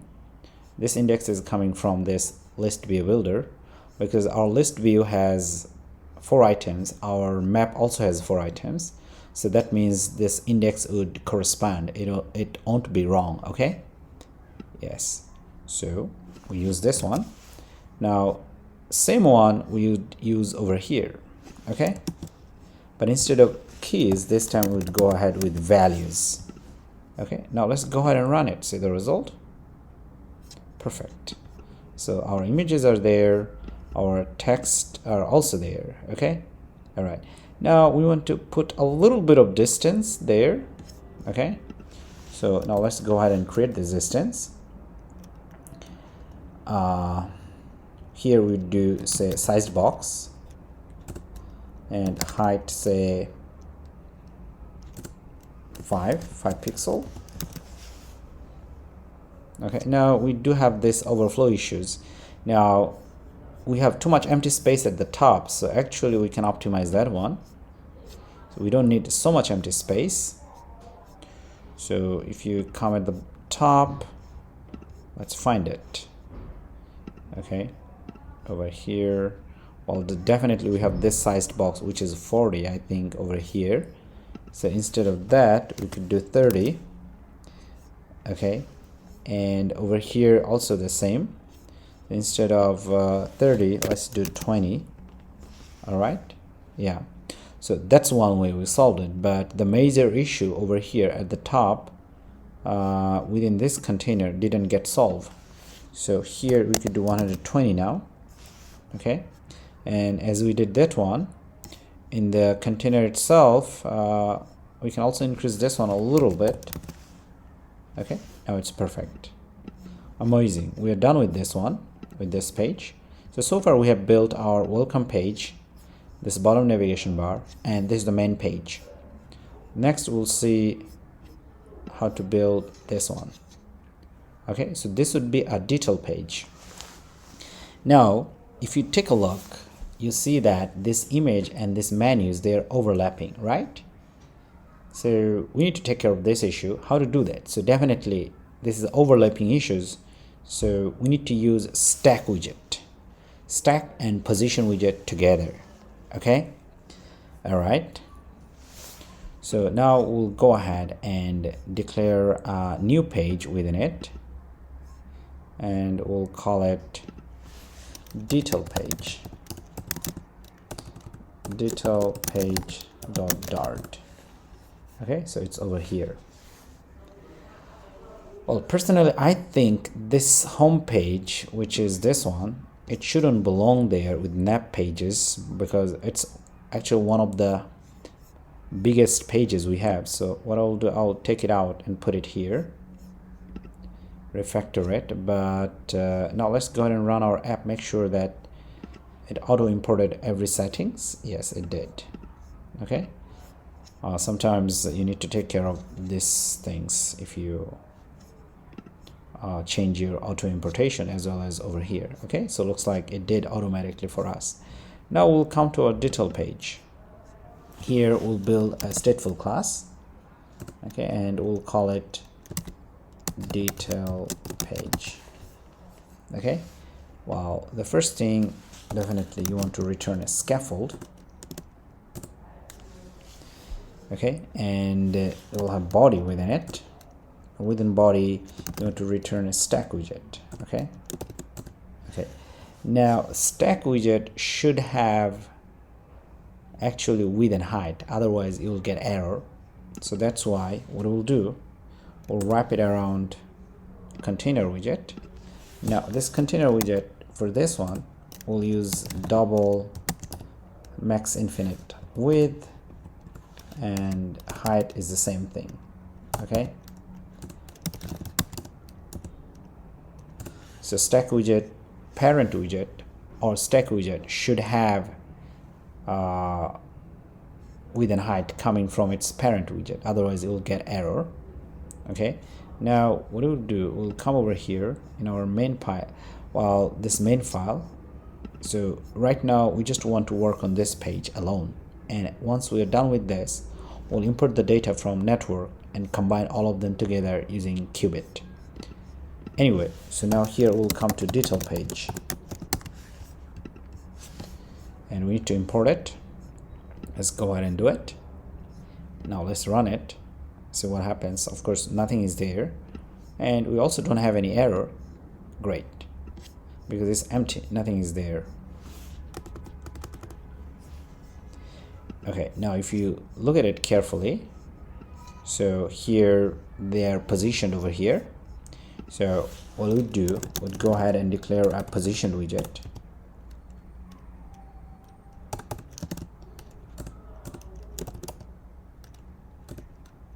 So here within it we'll have these two things. Now they could be in a row. Okay, all right, so we'll do row. Row should have children, and at the same time here the first icon, so we do icon. Now well, this would be clickable, so we want it to be icon button instead of rather icon. Okay, so over here for now onPressed event is empty. Now icon itself, we'll use icons dot menu. Okay, now let's go ahead and run it to see what happens. It's at the top, but we are using positioned widget, so we can define it with left and right properties. So left 20 and the top say 70, So it came down to this place, and we are happy with this. Okay, and for now we also need to set the color. So we do color over here, and well, definitely we want to show a different color. We want to have it white, because most of our images that will be coming from background, they'll have blue background. Okay, so we'll take care of it a little later once we show the image. Okay, all right, so that's done. But if you want, you can continue to put this icon over here, but I couldn't find this icon, but you could put any icon you want. But you understand the logic why I've done row. Okay, now we'll go ahead and show this image. Okay, now once again, this image is also within position widget. Now it will have container and left and right things. So we'll do left 0 and right 0. Now over here, container should have width. So we do width over here, and a double.max infinite. We want to get the complete width, and height we want to specify, say 300.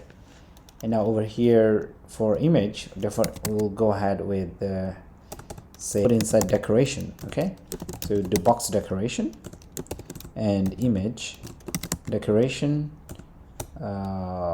decoration image.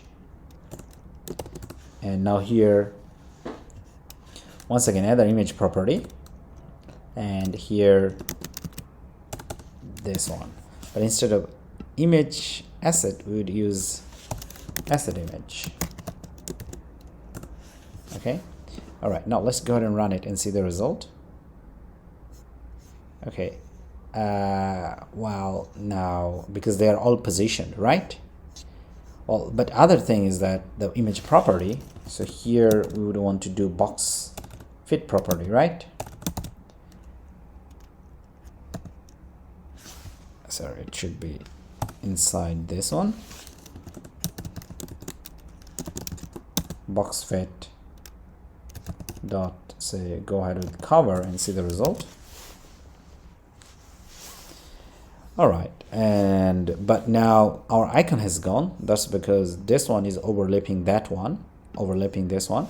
So we want to put the image first and then the icon. Okay, now icon is here, but now we want a white icon instead of black one. Okay, so here we can specify this icon color.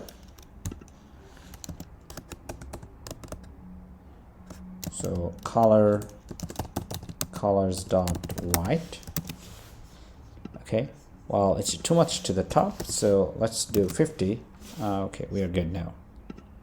All right, so of course you can play around this value if you are not happy with the image position.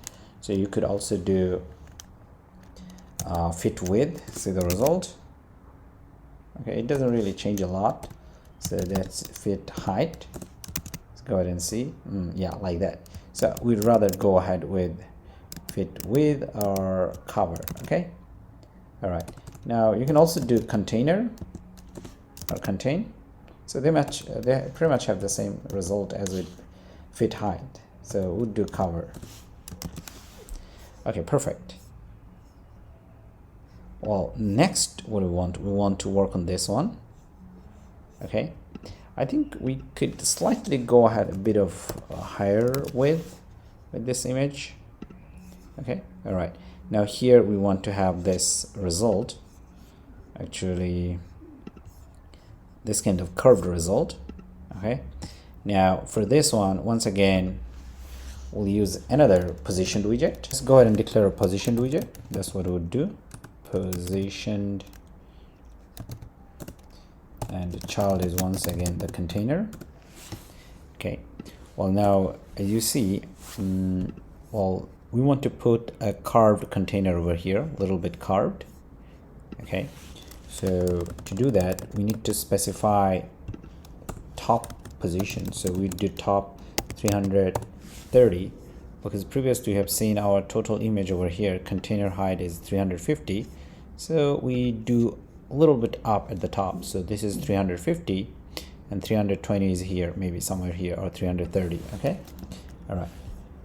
Now for container over here, we need width and height. So here we do width, say double dot. Well, now for this width, actually, because we are within positioned widget inside, so we need to get the hang of media query. Okay, so you do media query dot of context dot size dot, say for example, width. Okay, now this is what we want. And for height, okay, say for now, say height is say 500. All right, and we also want to use what is it? It's called color. So we do colors.red just for debugging purpose. Okay, let's go ahead and try to check it out. So it's there, and seeing that, by saying that, we means we also need decoration, because we want curve decoration or curve over here, just like the design as you see. Okay, so we do border radius and border radius, and now here we do only. So here we do left top and radius dot, what is it, circular, and we do 20 left top, right top, so radius dot circular 20, and we need to move the color inside this decoration, otherwise we'll get an error. Now let's see the result. Okay, so yeah, this is the curve that we wanted. Maybe we want 30. Okay, so you get the idea. Now over here, that's what we have. Instead of red, we want to use white. So as we know that it's already working. Okay, and I think we can go a little bit up over here. As you can see, this white space that showed up, it doesn't look good, so we could do 20. Okay, now it's much better. Okay, now here if you see this content, so these are all column layout. Okay, pretty much column. Well, of course this could be row within column, but column, column, column, column. So these are all column. So here we'll use a child. So go ahead and declare child, and within child we'll have column. Okay, well, now this one over here, so but now there's another thing that we could also take care. We'll do it a little later. Okay, I'll show you a little later why. Anyway, so now go ahead and do this text, but now as you see, these two texts are in a row format, right? So that's why we declare row here, and we do children. Now over here we can use our app large text. Okay, app large text, and here we would just say yes, so use might. For now we are using this one, but in future we'll read them from database, as I said early. And now here this $sign 250. Okay, now let's go ahead and see what happens. Okay, yeah, and we want to create space between them. Okay, so here we'll use the property main axis alignment. For row, main axis is this one, so we'll do main axis alignment dot space between, so it'll push them to the edge. Now they're too much to the end, right? So that's what I wanted to tell you early. So here, let's see if we can assign margin or padding. Actually, it doesn't really matter. So we do padding here, const edge inserts only here. So left 20, right 20. Okay, and at the same time we could also do top, say top 30. Oh, it's looking much better, more like this one. Okay, now the color is too black. We can also take care of this color over here. So we could do color, colors, dot black 54. Okay, and here for this one we use color, color app colors dot text color, I think this one. Okay, or we can also use main color for this, main color. Okay, all right, but I think it's a little too gray, so here black with opacity maybe 0.8. Yeah, it works much better. Okay, so that is so far so good with this section. Now we'll go ahead and do them very quickly. So now you want to show this this one, and once again that's inside this column, and here you want to have sized box. So sized box here, say height 10 pixels, and now you want to have this one. So this is also in a row, this map icon and the address. So we do row here and we do children here, and the first one is this icon. So here we do icons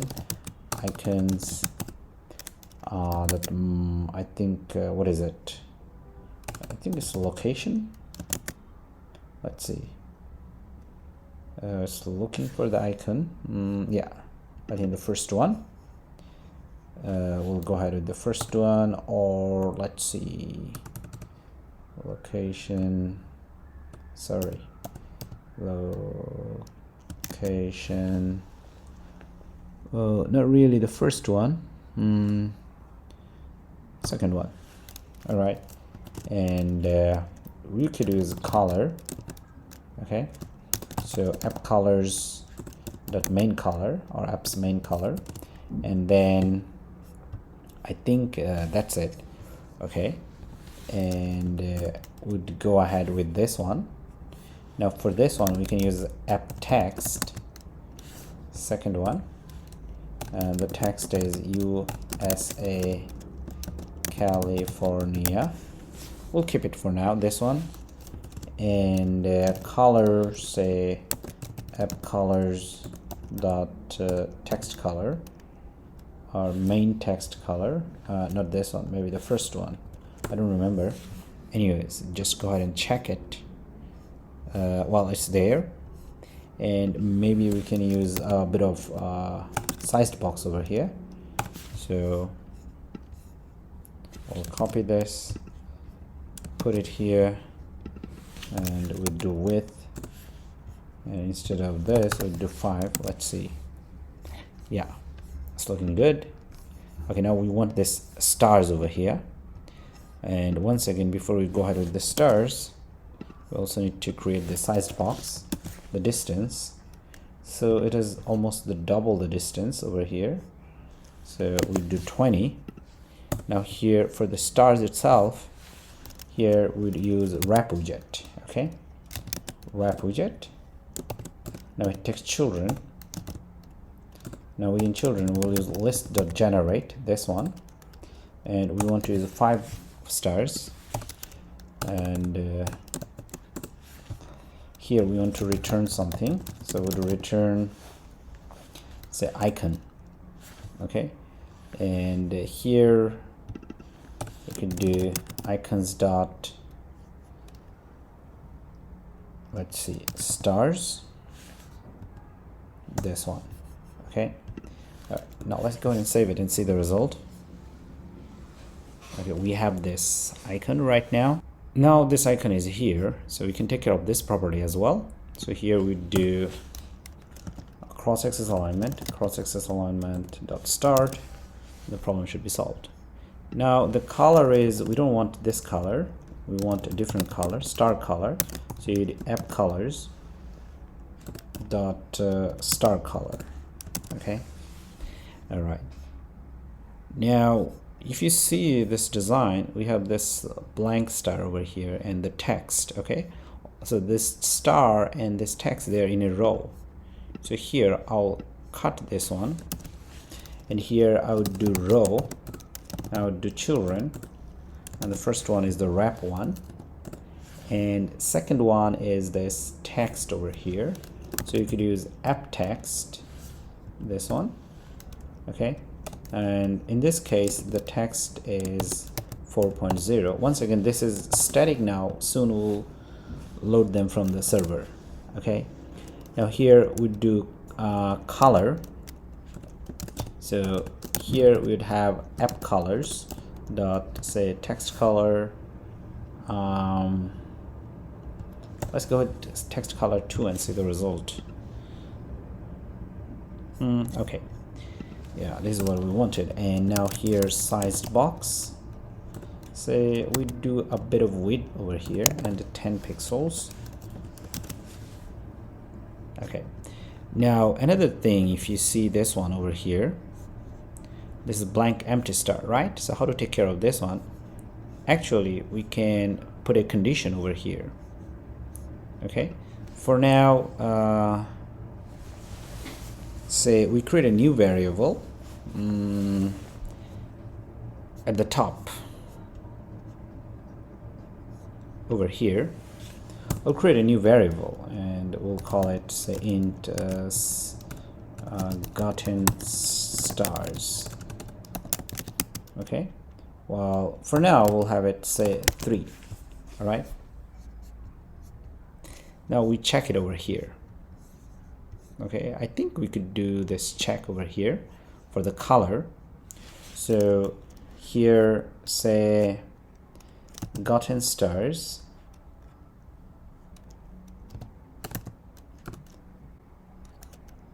less than 5. If it's true, then we'll use this app color, which is text, which is this star color. Otherwise we'll use a different color for the last one. Okay, so for this one we'll use text color 2, this one. Okay, right, now let's go ahead and see.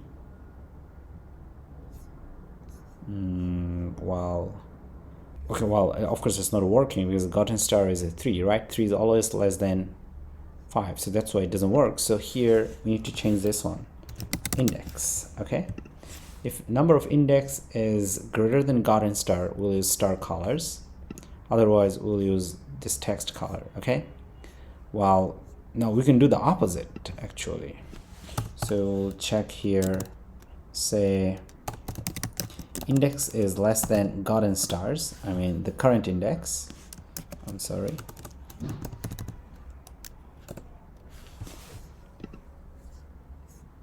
Okay, now it's working, but of course we can set it to 4.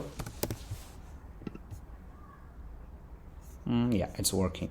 So once again, in future we'll read them dynamically. So the idea is here, so if the current index is less than gotten stars, then we use the star color.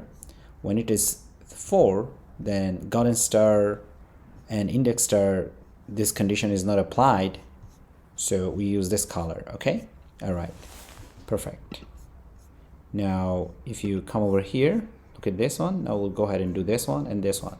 So once again, let's see, we're in this row over here and we'll use sized box, and this time a little more extra height.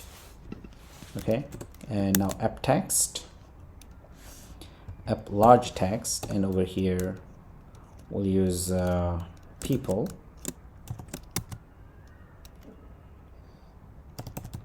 and we could use color, colors dot black with opacity 0.8.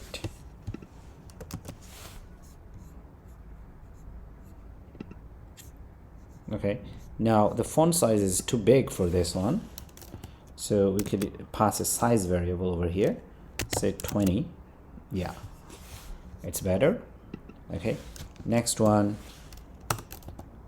we'll use this text, number of people, so use app text, and the text is number of people in your group, your border.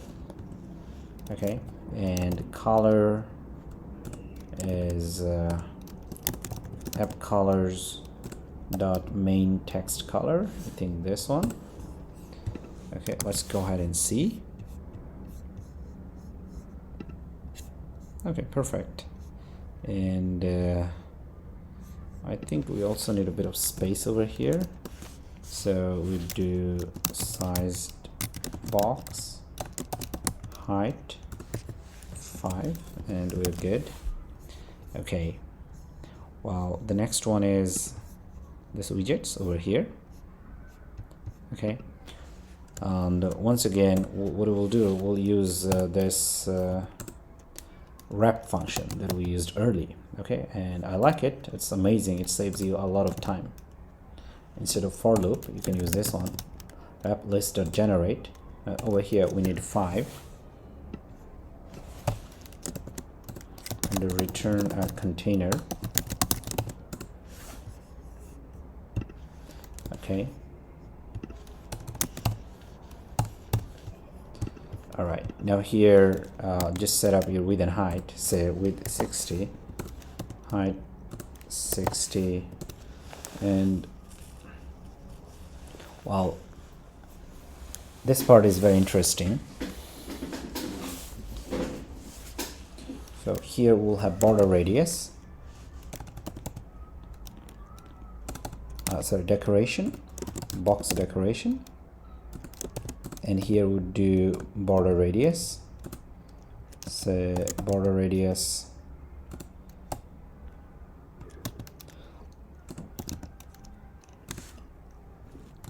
so 15, and the color, colors dot or we could use app color dot button background color. Okay, well, let's go ahead and see the result. Well, it's there over there.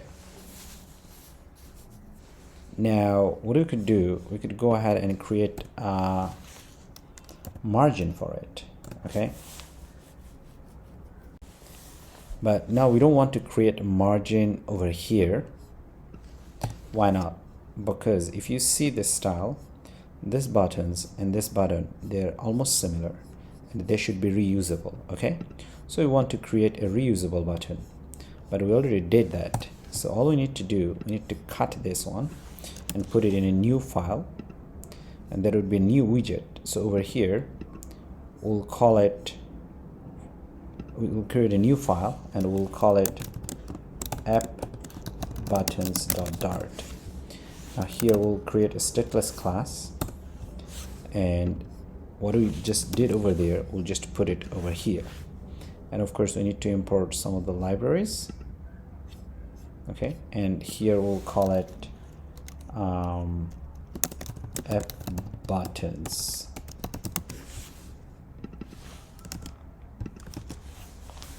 Okay, and let's import this one as well. Okay, so now let's prettify our code. Yes. Okay, but one thing though, because we want to create a reusable button, all right, well, now here we could go ahead and call it, we can just call it appButtons, and you'd still see the same result. Yeah, but now we want to create a reusable button.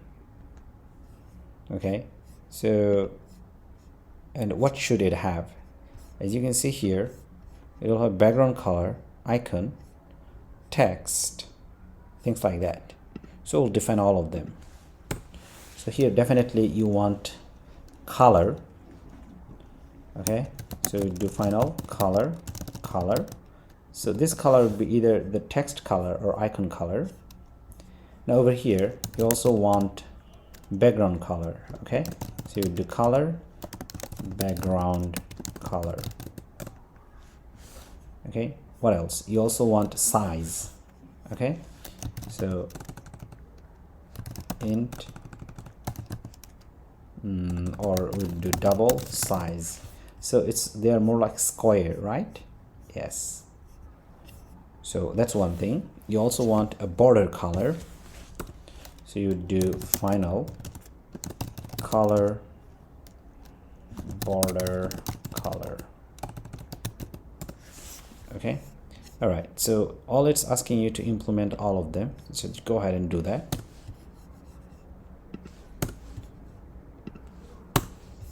Okay, and now it's asking you to add the required keyword. Okay, well, now these are all required, not optional.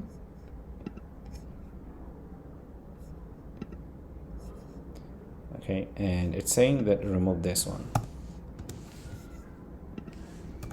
Well, now for size we do the same thing, this dot size. Okay, all right, so these are the things that our color function should pass it to, right? Yes. So now if you come over here, now of course it will show an error, and if you hover over on it, it's a add record argument color. But let's see, come over here. So yeah, one of the thing is color. So well, just go ahead and do it, color, right? But now there's a problem. So we have color, background color, and border color. So I'll just delete that and try it again. Now here, if you hover over on this one, now if you import it, they all should be auto imported for you, the properties. Okay,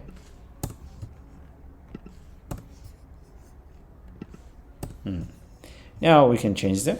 We can use the size, say 50, and the color, well, that should be our text color. Okay, well, for now here, say colors dot white or black. Okay, all right, now the background color for this one, app colors dot button background color. Now the border color for this button, forget about this one, first think about this one. The border color and background color are same, right? Okay, so we use this one. Okay, now all we need to do, we need to come over here and use this thing. So size is size, and width is also size because they are square. And now this color, so this is the background color, right? So this background color, now it also takes border color, right? So you do border all, border dot all. Now it takes color, so this is the border color we'll use over here or right here.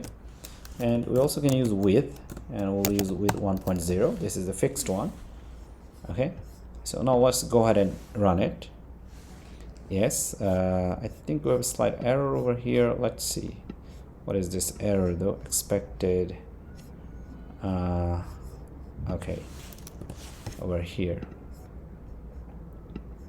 Okay, now somehow let's say change here to colors.red. Let's make sure if everything is working. Yes, it is working, right? Perfect. Okay, so our button is already working, and now this is it. Okay, but now if you come back to this section over here, you see our button should also contain a child, either as a text or an icon, right? And we also want to be able to pass it.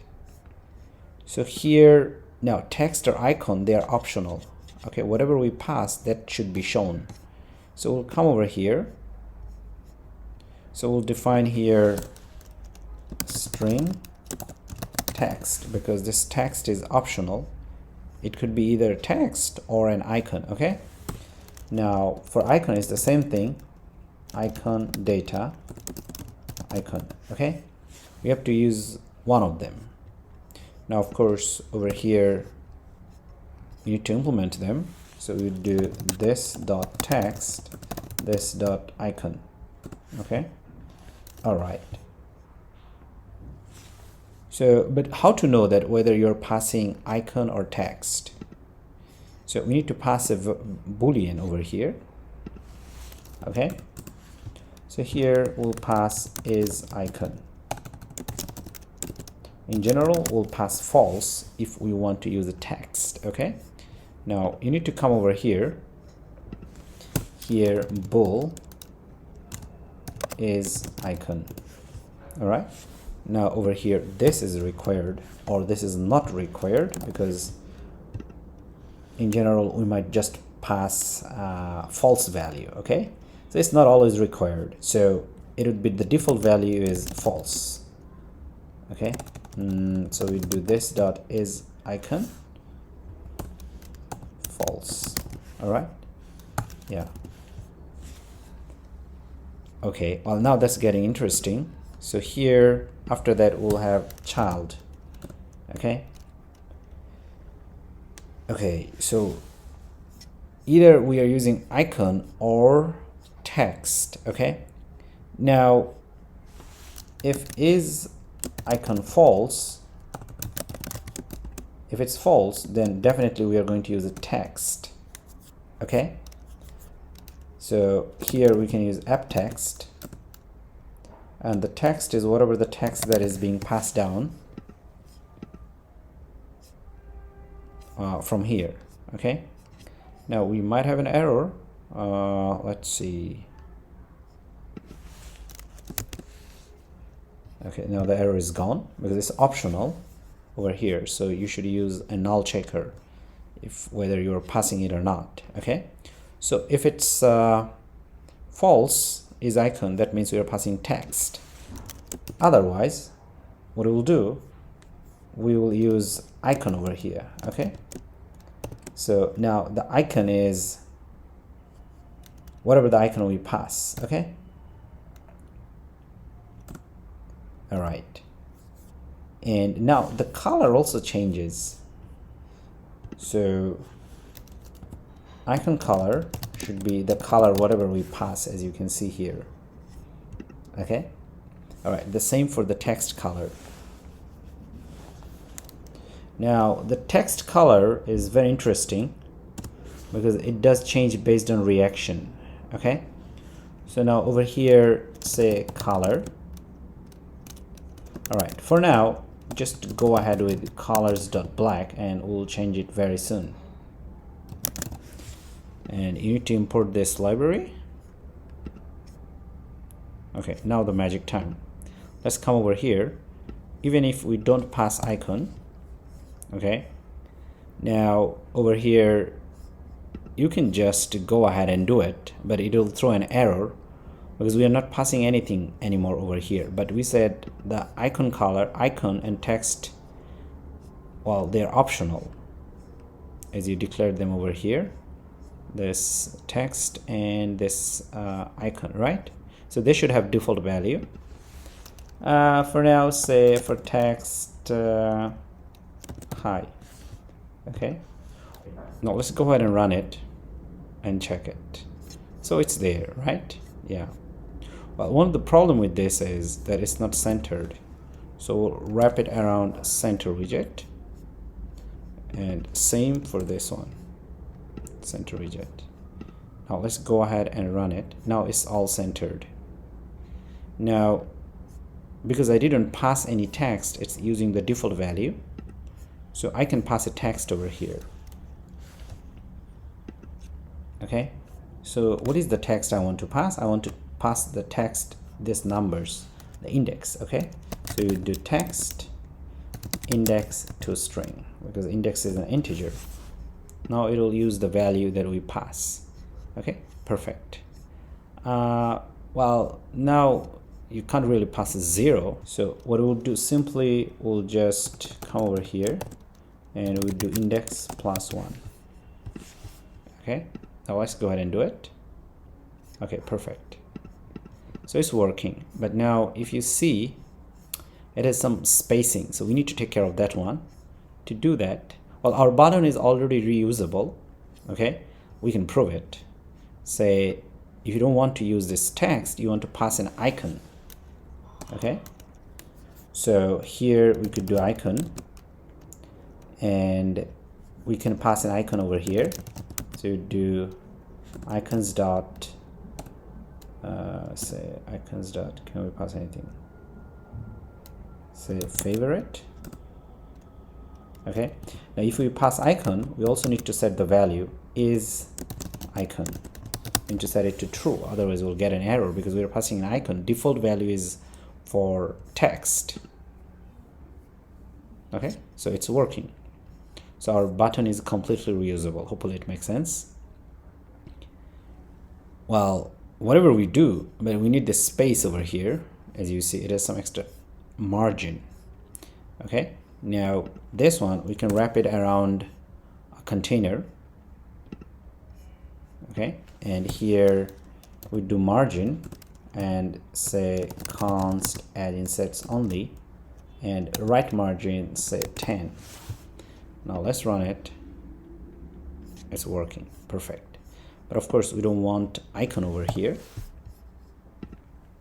Okay, and we want text over here, right?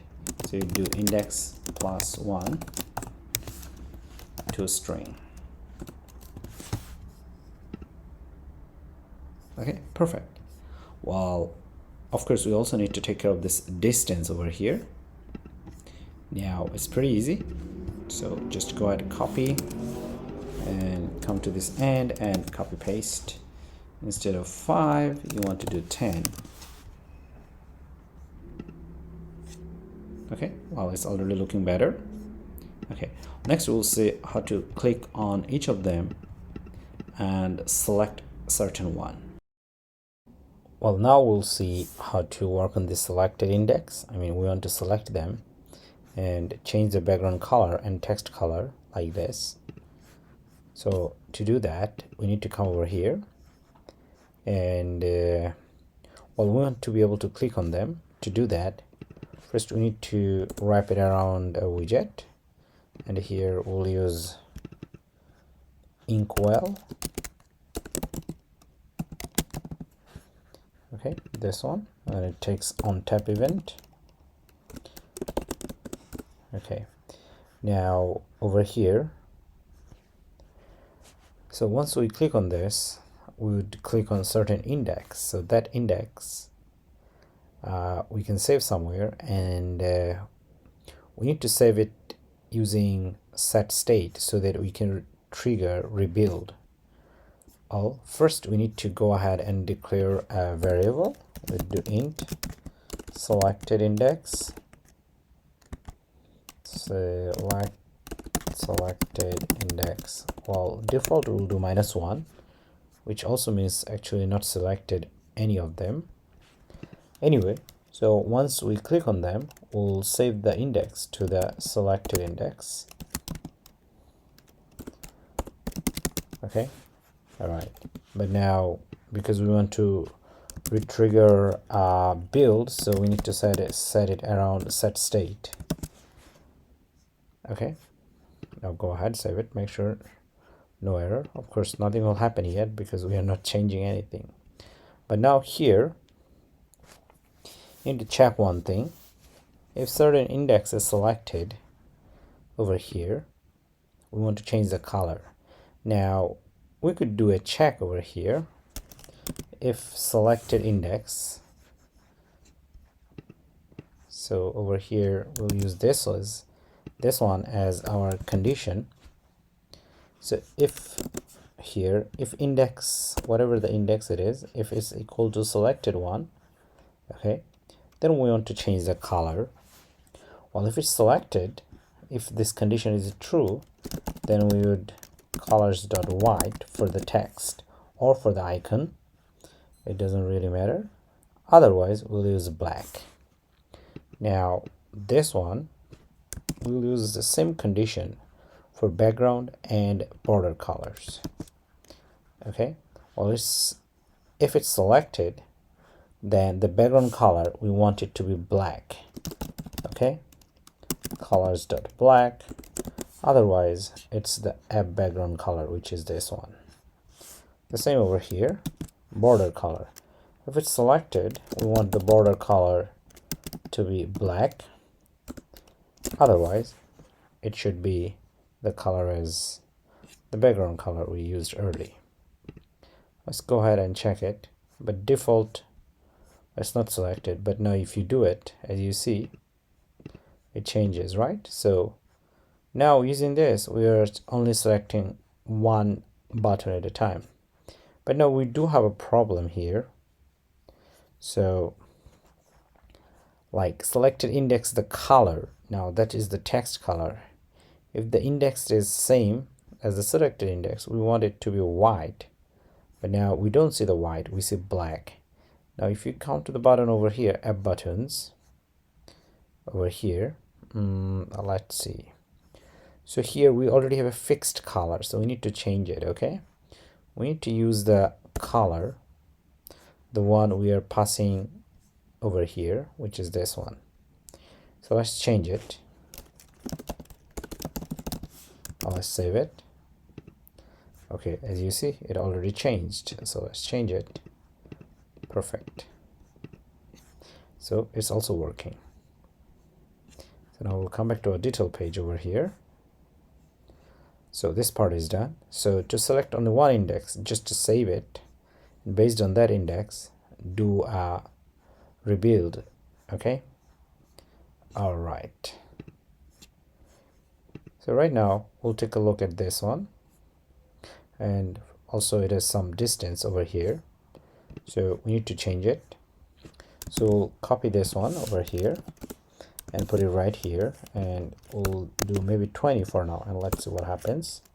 And okay, now we can use our app.log text, and over here we do description,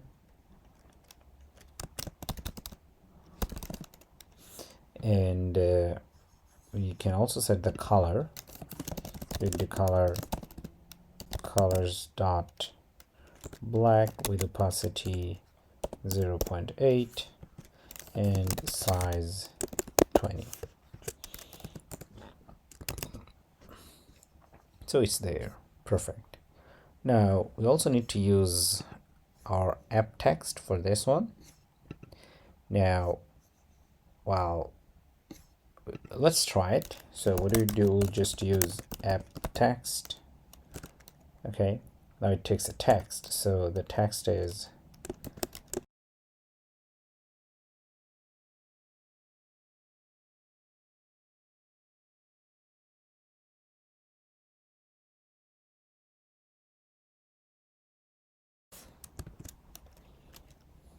now here we can also set our color to do app colors dot say main text color. Okay,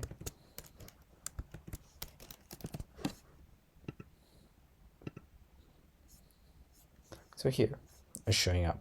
Perfect. But now here we can set up this sized box a little bit. So instead of 20, we'll do 10. Okay, now it's good. Perfect. Next, we need to see how we're going to use these two options over here. Well, now this is a reusable button. We already created this button earlier, so we can go ahead and create this. But now if you take a look at this layout, well, definitely this is a row layout, right? So we want a row. All right, that's one thing, but this should be fixed at the bottom. So what we should do, we should also use it within positioned widget. Okay, all right. So here for now we only have two positioned widget, so we'll create our third positioned widget over here. Okay, positioned widget, and here we'll have our child. Now within child we'll have row. Okay, all right. Now positioned widget, well, we'll do that later. For now, just a bottom 0. Now over here we'll have children, and within children we can use our app buttons. Okay, which we did early, app buttons. So over here, these are the parameters we must supply. All right, well, size in this case is 60, and color we do app colors dot say, well, text color 2, I guess, and background color, do colors.white. Now the border color, colors text color 2. All right, now let's go ahead and check it, see the result. Oh well, it's there, and definitely we don't want it like this, so it's up there 10, 20. I think it's good. Now we'll do left, so we'll do left 20 as well. Okay, now this way they're all aligned to the same distance. Okay, but here of course we don't want a text, we want an icon. So here we know that we can set the boolean is icon, okay, true. And if we do that, we also need to pass the icon. So icons dot fav or favorite, this one. Now let's save it and see the result. Okay, perfect. But I think our text color is not really, this is the color we want. Maybe we want color 1 instead of 2. Okay, well, now it's much closer. So the button is there. Now the next button we want to draw is this one over here. Okay, well, actually we already created this button, which is also over here, this responsive button. Okay, so we'll reuse this button over here. Well, now to reuse this button, we need to set up some extra conditional check over here, because earlier we saw in this section we used it. Okay, anyway, so now let's go ahead and try to call this button. So we'll call it app responsive buttons, responsive button. Let's see, responsive button, this one. So now if you hover over on it, so we have few properties that we can set up now. This time we want it to be responsive, so we'd set is responsive true. Okay, is responsive true. And let's see, I think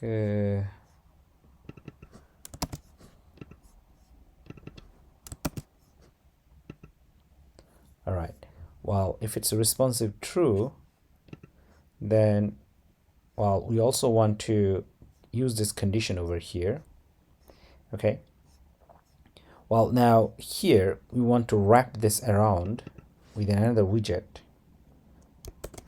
Okay, and that widget is called flexible. Okay, all right, now let's go ahead and run it and check what happens. Okay, definitely we have some errors. Well, after flexible we still have error. Now few ways to take care of this one. First we'll come over here and we'll set another constraint which is called right.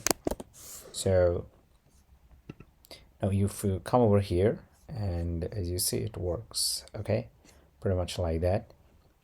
So if you have flexible widget, but flexible widget's parent widget should have constraint, and then flexible widget will take all the available space in the parent widget. And of course we need to take care of the space over here. Sized box with say 20. Okay, yeah, like that. All right, but now here's another problem. We also want to show the text. Okay, so like as in the design, we want to show the text. So here we'll go ahead and do app text. Okay, so text is book trip now, and the colors.white.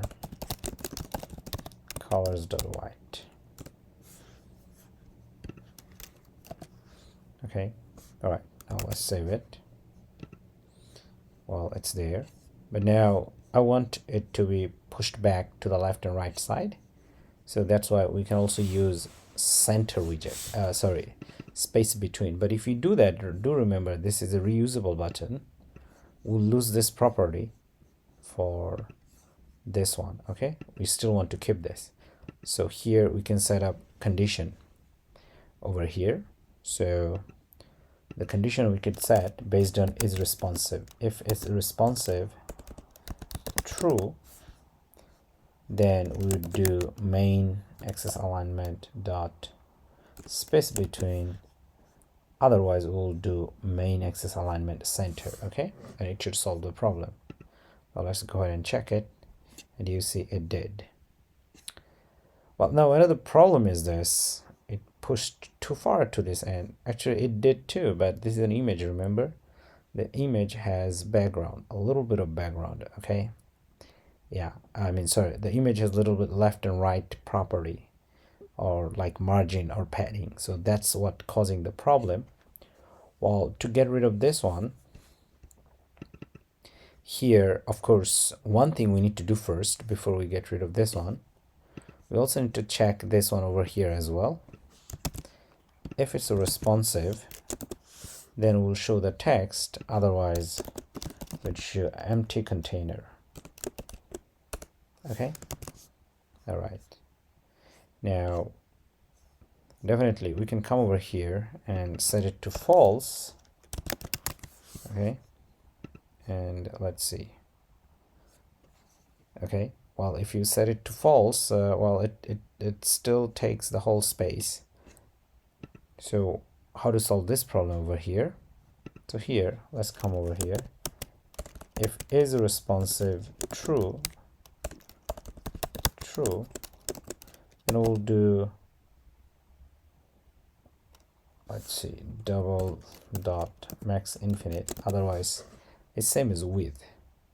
Okay, so but the default value is false. Now the other problem is we are also not passing here default width. Okay, so we can have a default width over here. Okay, say 120.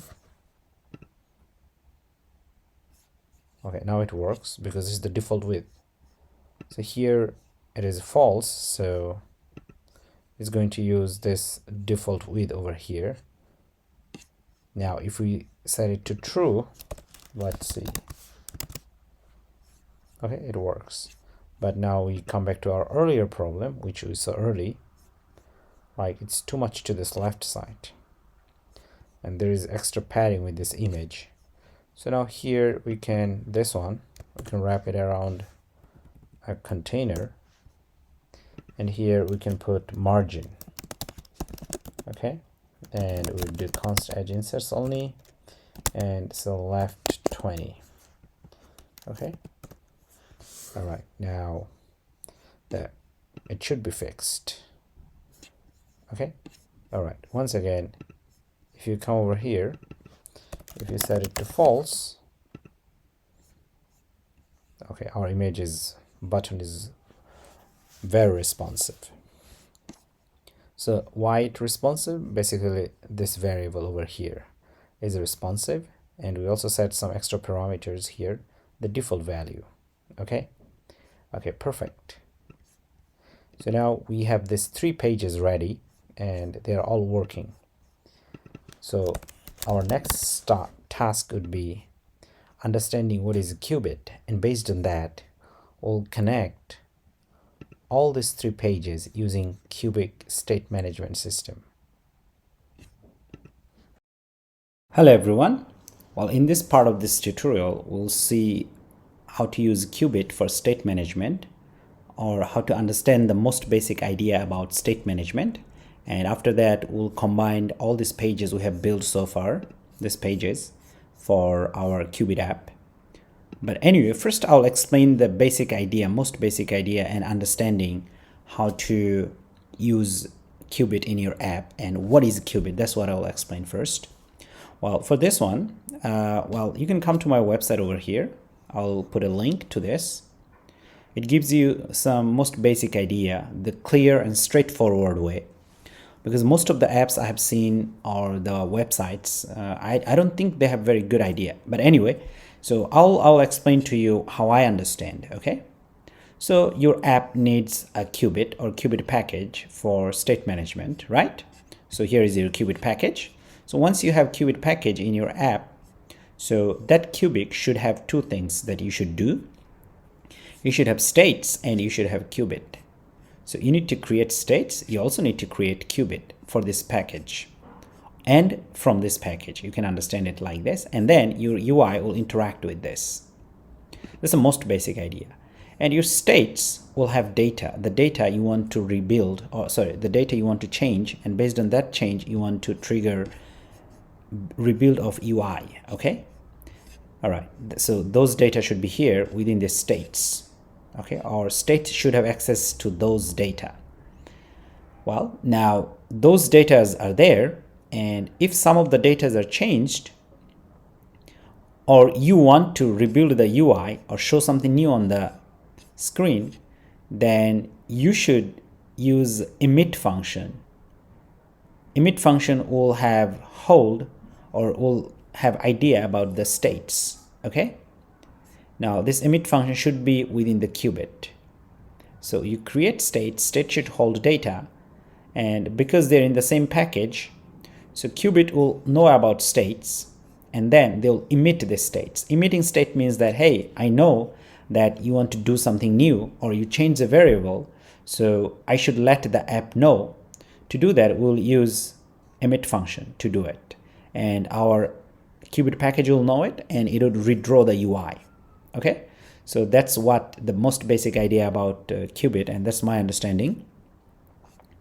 Well, the bigger idea is that your UI, Cubit, and repository. Repository will talk with the server. It will send a request and get back response from server, okay? All right, so as well, again, the Cubit should have your Cubit package, or app Cubit should have Cubit and states. And another idea that we should know, so our Cubit app should have BlocProvider and BlocBuilder. While using BlocProvider, we can create Cubit and we'll also hold the Cubit. Now, BlocBuilder, they'll check on the Cubits. Sorry, they'll check on the states, okay? And based on that states, we'll trigger something. So two important ideas. BlocProvider will create and hold our Cubit, and as well as our BlocBuilder will check on the states and let us know which state we want to trigger or we want to go ahead with, okay? So it's very important. All right, so that's the most basic idea about Cubit. Now we'll go ahead and continue. So after this picture, you know that first we need to install this package, then we need to create classes for our states. We also need to create classes for our Cubit. So that's what we will do, just according to this picture. So let's come over here, come to this file. So go ahead and install these three packages and do get pub, okay? So now Flutter Cubit is a subset of BlocBuilder, and the package name is Flutter BlocBuilder, okay? And we also need another package to work with BlocBuilder and Flutter, and they work pretty much together. But of course, it could work independently with other projects. I'll explain what it is a little later. Now, the first thing we want to do, we want to create a new folder or directory, and we'll call it Cubit, okay? And within Cubit, we want to create a file for our states. So we'll call it app Cubit states.dart. And we'll create another file for our Cubits. So we'll call it appcubits.dart. Well, the first thing, as I said earlier, from here we understand, we need to create states first, okay? That's what we'll do. So over here, we'll create an abstract class first, and the class name is, say, Cubit states, and it'll extend another package or class that's EQUA, equatable, okay? I'll explain why we need this thing. Now, based on this class, now we'll create another two classes. Okay, now this is an abstract class, so another class could extend this class as well, right? So the class name is initial state extends Cubit states. Okay, now it will ask you to do something, overriding one method, which is this one, and I'll remove this and put like this, and I'll explain what is this. And I'll copy this one and put it over here. I'll change the name and we'll call it welcome state. Now, what is this initial state and what is this class for? Well, every Cubit app, they should have one initial state. When we first create Cubit, we should pass a state class or a state function. So that's what we'll do over here. Okay, it could be a class, it could be a function, it doesn't really matter. So that we should initialize that one, every Cubit app. So that's why we have this one. And once that is done, we want to trigger a new state. That state name is welcome state. This welcome state would be responsible for showing this page on the screen once the initialization has been done. So that's why we have this too. We can remove that because we're not really passing any object to it, so it's okay. Now what is this for? So over here, actually, you put the data that should be changed. Like as I said earlier, states should hold data if you come over here. So the data that should be changed, and those data should create rebuild of UI. So that should be within here. But for now, we are not going to use any data because this page doesn't really going to do any dynamic update of data, at least for now. In future, we'll change it. So that's why these are empty. So if I had a variable, say int x, and I want this variable to be changed in the app, and based on this variable, I also want to retrigger or trigger a new build, I'll declare it here and then I'll put it here. So if my app changed this variable, I will automatically get a rebuild of that part for the UI. Okay, hopefully it makes sense. But we're not doing any of these things, so we'll keep it empty. So with this, according to this file, our states has been created for now. And now we'll go ahead and create Cubit, or create a class for Cubit. That's the better way of understanding. So here in this file, we'll create a class for our Cubit, and we'll call it class app Cubits. And it should extend Cubit. Okay. Now let's see. It's asking you to import this package. Now here it's asking you to initialize the super constructor. As I said earlier, over here, every class they'll have initial state. So this is our initial state. Every app that uses Cubit, they should have one initial state. So this is our initial state. So we need to call our initial state from here. So I'll call it initial state. So that's the class. Okay, and we don't need this one anymore. We can keep it empty. All right. So with this, our initial state would be done. Okay. Yeah. And once the initial state has been done, actually for initial state, as you see, nothing is happening. Okay. Once the initial state has been done, we want to emit a new state to show the welcome page. So that's why here we'll write emit, and here we'll write welcome page, welcome state, this one. So first the initialization has been done, then we'll trigger another state. That state is this one. So that's how they work. First this one, and automatically we'll call this one. Okay, hopefully it makes sense. So with this, we are done with extending our Cubit. And using this file, now somewhere we can create Cubit.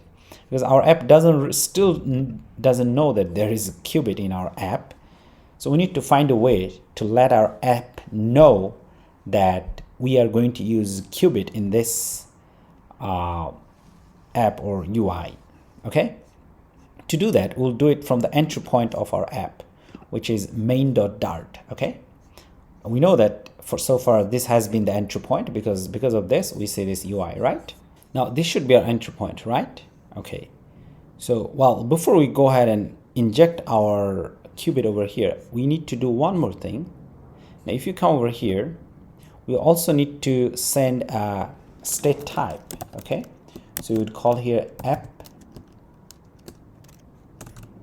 Cubit states, this one.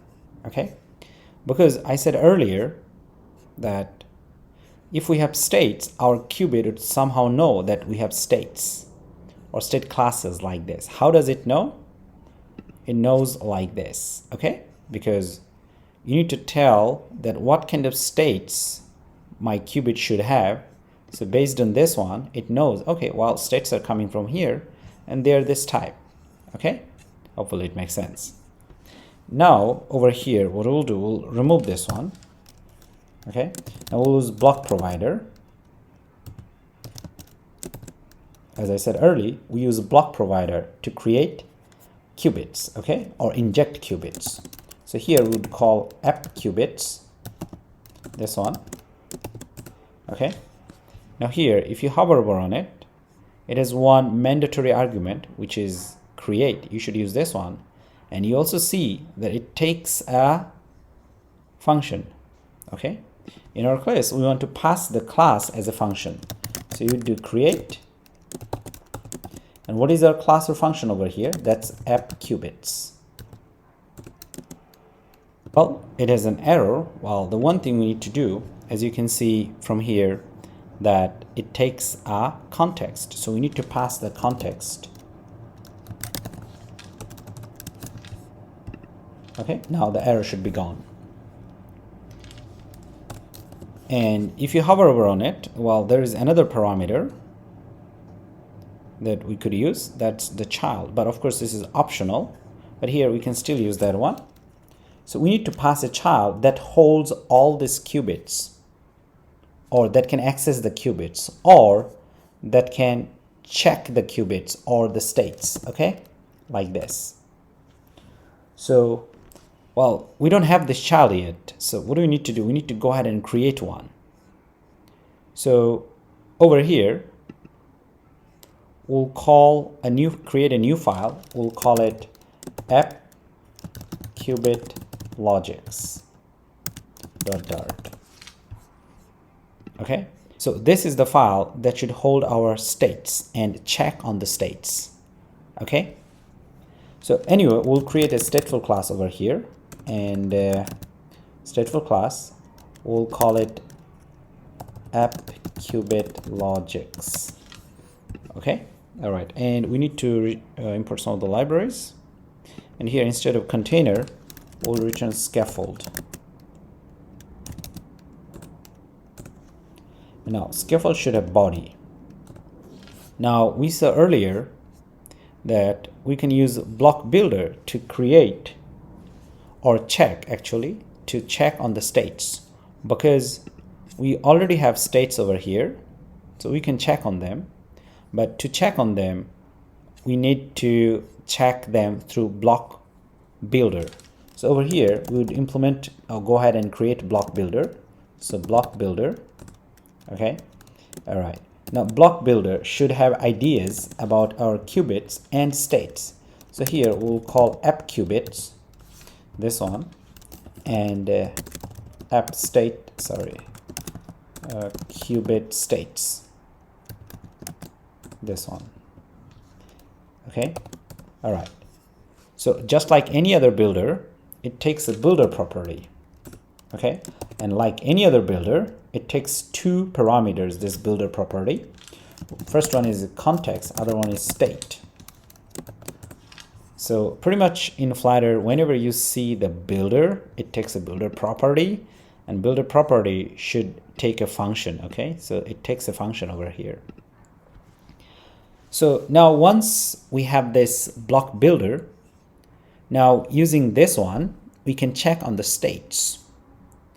All right. Now we saw early that when our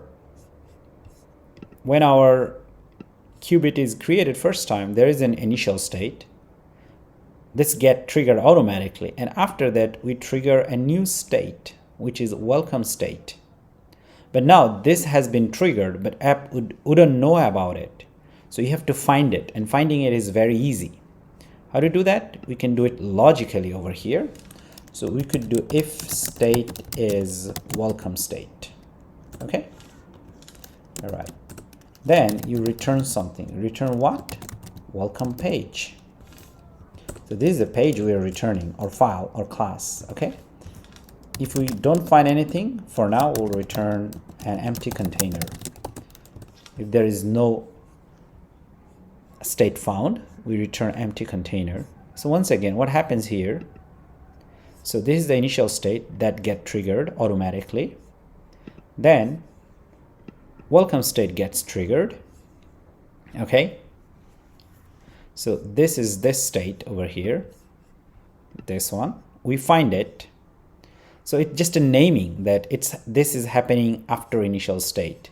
So we can find actually this name. That's all. So it's a hint to the app. Well, this is happening right now. So this is a stage that is happening. Well, if this is happening, then take me there, or show me this, or do this, or do that. So this states over here, another simple understanding is just some names that's happening. First, this is happening. This is the name, and then this is happening, and here is the name. Okay? So if this is happening, show me this, show me that. So we do conditional check. That's what we said earlier. Using BlocBuilder, we check on the states. As we do it, we emit the states. Okay? Let's go ahead and check it. Now, we might have an error. Let's see what's happening. Okay, and it says that main dart, so let's go ahead and find our main dart, which is this one. Sorry. So I guess we are missing some. Oh, sorry. So we are missing something here. So as I said that BlocProvider, so it should create our qubits and hold the qubits. So here, this one, actually you see here we have qubits and states. So that's what I meant by holding qubits. Okay, so we need to call this class over here. So here we'll call app qubit logics. Okay, this is the child. So create the qubit and show the logic using within this. Okay, and based on that, do conditional check. So let's go ahead and run it. And looks like we have another issue. Anyway, so I restarted my app and it worked. Okay, that's all. Because there's a change of the state, so sometimes you need to restart your app, and then it worked, so there were no problems.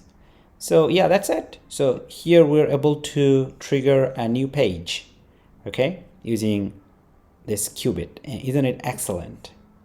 So this is the first thing we have done. So we created over here several states, and after that, within qubit we initialized the first state, and after that we triggered another emit, which means another state.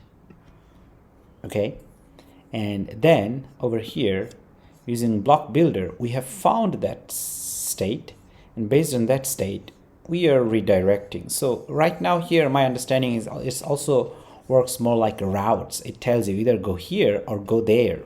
Conditional check. Okay, hopefully you understood, and this is the most basic idea about qubit. So our app is working right now. We have loaded this page using qubit state management and logic. Okay, next what we want to do, we want to load this data from the server, load them and some other information, and show it on the screen. Okay, all right, to do that, first we need to go ahead and install one package. So if you come over here to this file, go ahead and install this HTTP package. It would be responsible for loading the resources from the network. Well, first we'll create a new directory and we'll call it services. Now here we'll create a new file. We'll call it dataservices.dart. Okay, now over here first we'll go ahead and import our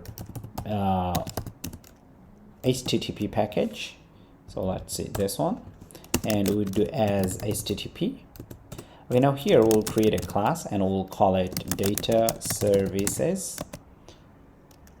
Now within this class, first we'll have a string for our base URL. So base URL, and here we'll write my base URL http mark.bslmail.com, and there is an endpoint for API, so that's API. I'm using Laravel, so it depends on what kind of backend you use. Anyway, so now here I'll also create a new method. We'll call it getInfo, and within info, first I'll declare a variable or string for my API URL, and here the endpoint is getPlaces. So this is my actual API, getPlaces. Now here, based on this, I'll combine these two together, this one, and I'll create a HTTP GET request. So that's what I want to do. So I would do http.get. Okay, now it takes URI. Well, now that is our total URI, but we can pass it within a helper function. It does some decoding for you, parsing. So this one, we can do base URL plus API URL.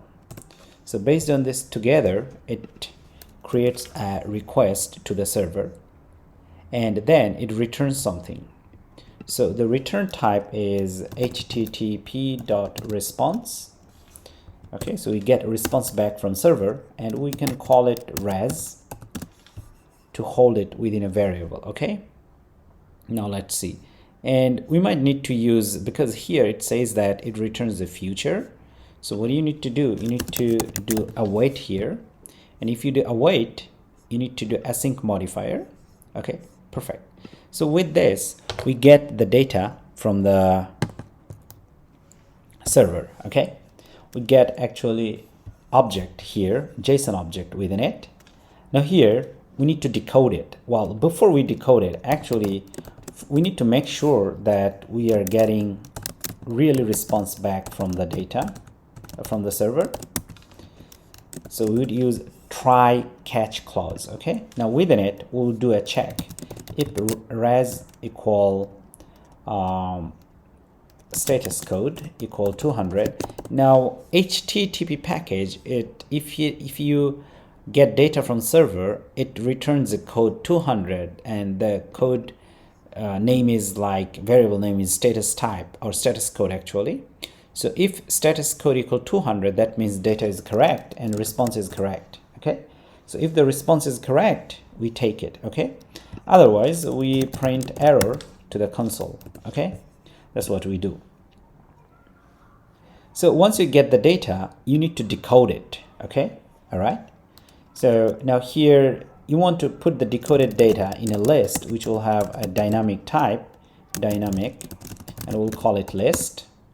Now within it, here we need to decode the data. The data is within this, right? Well, now it does response a lot of things, so we just want the body of this data. So we do json.decode. Of course, we need to import a file for this library, convert library. So here we would do res.body. Okay. Now, actually, what is the body? Let me show you over here. So I have this postman, and this is my total URI, as you can see from here. Okay. So this is postman and URI, exactly same as this one we have. So this is the combined URI. Okay. Now this returns, I can test my API that it's working correctly because it's sending back me data or response. Okay. Now if you see over here, so this is what I get as body over here, as you can see. So body is a list of objects, JSON objects. Okay, so it returns JSON objects. So within body is within this this braces over here and this one, as you can see. So it returns ID, name, description, and other lot of things. Okay, so this is what we get. Now we need to decode it. Why? Because Flutter doesn't understand JSON; it understands map. Okay, Anyway, first, whatever we get, we need to decode it. So that's why we did decode, and we are decoding the body. Okay, once again. So this is the whole body. We are decoding it. Okay, and we are putting it in a list first. Okay, all right. Now we'll convert it to map, then it will convert it to list. Okay, because if we convert it to map, then we will have easier access to the properties, underlying properties to this one. And we are doing all of this because Flutter doesn't understand JSON. Okay, now after decoding it, we are going to put it over here. Okay, and then we'll convert it to map so that our app can use it. Well, to do that, first we need to go ahead and create a model. So over here within it, I'll create a directory and I'll call it model. And now here within it, I'll create a new file. I'll call it data model.dart. Okay, now if you saw it, now here we have this properties: ID, name, description, prices, people, star. Of course, we don't need all of them. We need name, description, price, stars, people, and IMG for now. In future, we might use we also need location and selected people. Well, so let's go ahead and declare them very quickly.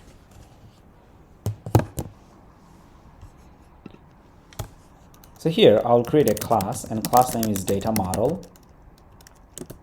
Okay, so we'll have string, that's name, and we'll have string for our img for image, and we'll have int for price, int for people, int for stars, and string for description, and string for location.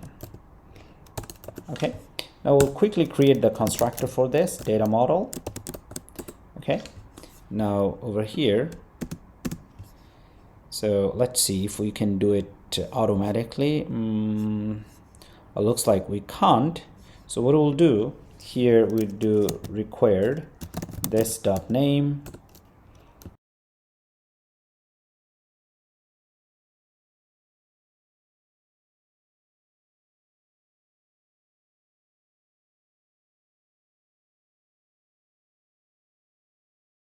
All right, so we have built the constructor. Okay, all right. Now, as I said earlier, from the server we get JSON. So from JSON, after decoding it, we want to convert it to map object. Okay, because Flutter understands map. Well, to do that, we need to declare a new method. It's called and the method type is factory. And here we do data model. And here we'll create a method called from JSON. And whatever it gets data from this call over here. Okay, yeah, so the data is more like map format. Okay, so if you don't know what is map format, check out my other tutorial. So here we'll have string and dynamic. Okay, so here we mean that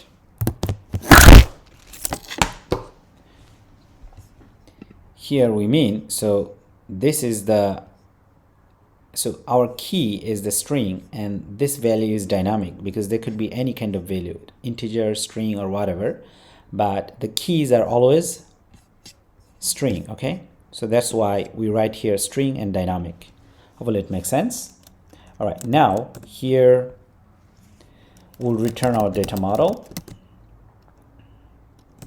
Okay, well, as you can see, it's already laid out for you, so it would be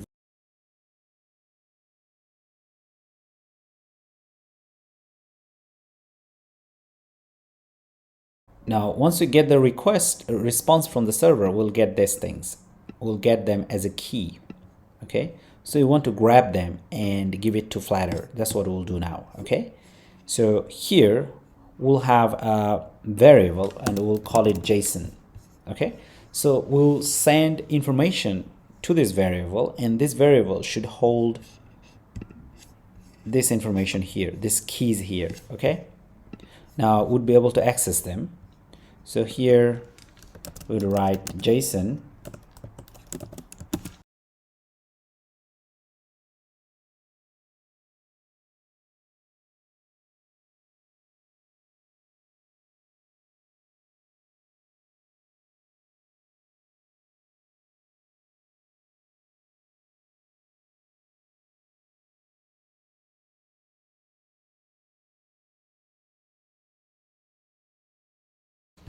Okay, well, with this we are done with our data model. So all we need to do, we need to grab the object and put it in JSON, this variable. Actually, you can call it anything, it's just the convention, and we'll assign one-on-one to these variables over here, and then we'll be able to access them, these variables. Okay, perfect. Okay, now we want to come to our this file over here, data services, and within it, so now everything is in the list. So from the list we want to convert them to the map. Now we'll return a list. Okay, so we'll do return list. But now before we return, first we'll convert it to map. Why? Let me tell you. So after this list should have information like this. Okay, piece by piece, like so. This would be the first piece, and then second piece, like this, piece by piece. Okay, so now each E would point to this certain piece, or I mean certain data, like to this information. Another E or the next E should have information or point to this one. Okay, so you'd be able to access block by block. Okay, now as we access them, we would convert them to map. So we could call data model, like the first one. Now we can simply pass the E. Okay, and after that we'll convert it to list. Okay, over here. So with this, actually we're pretty much done with loading the data from the server. Well, after this we'll be able to load the data, but I think we also need to change the return type, because we don't have any return type over here, but we are returning data over here, right?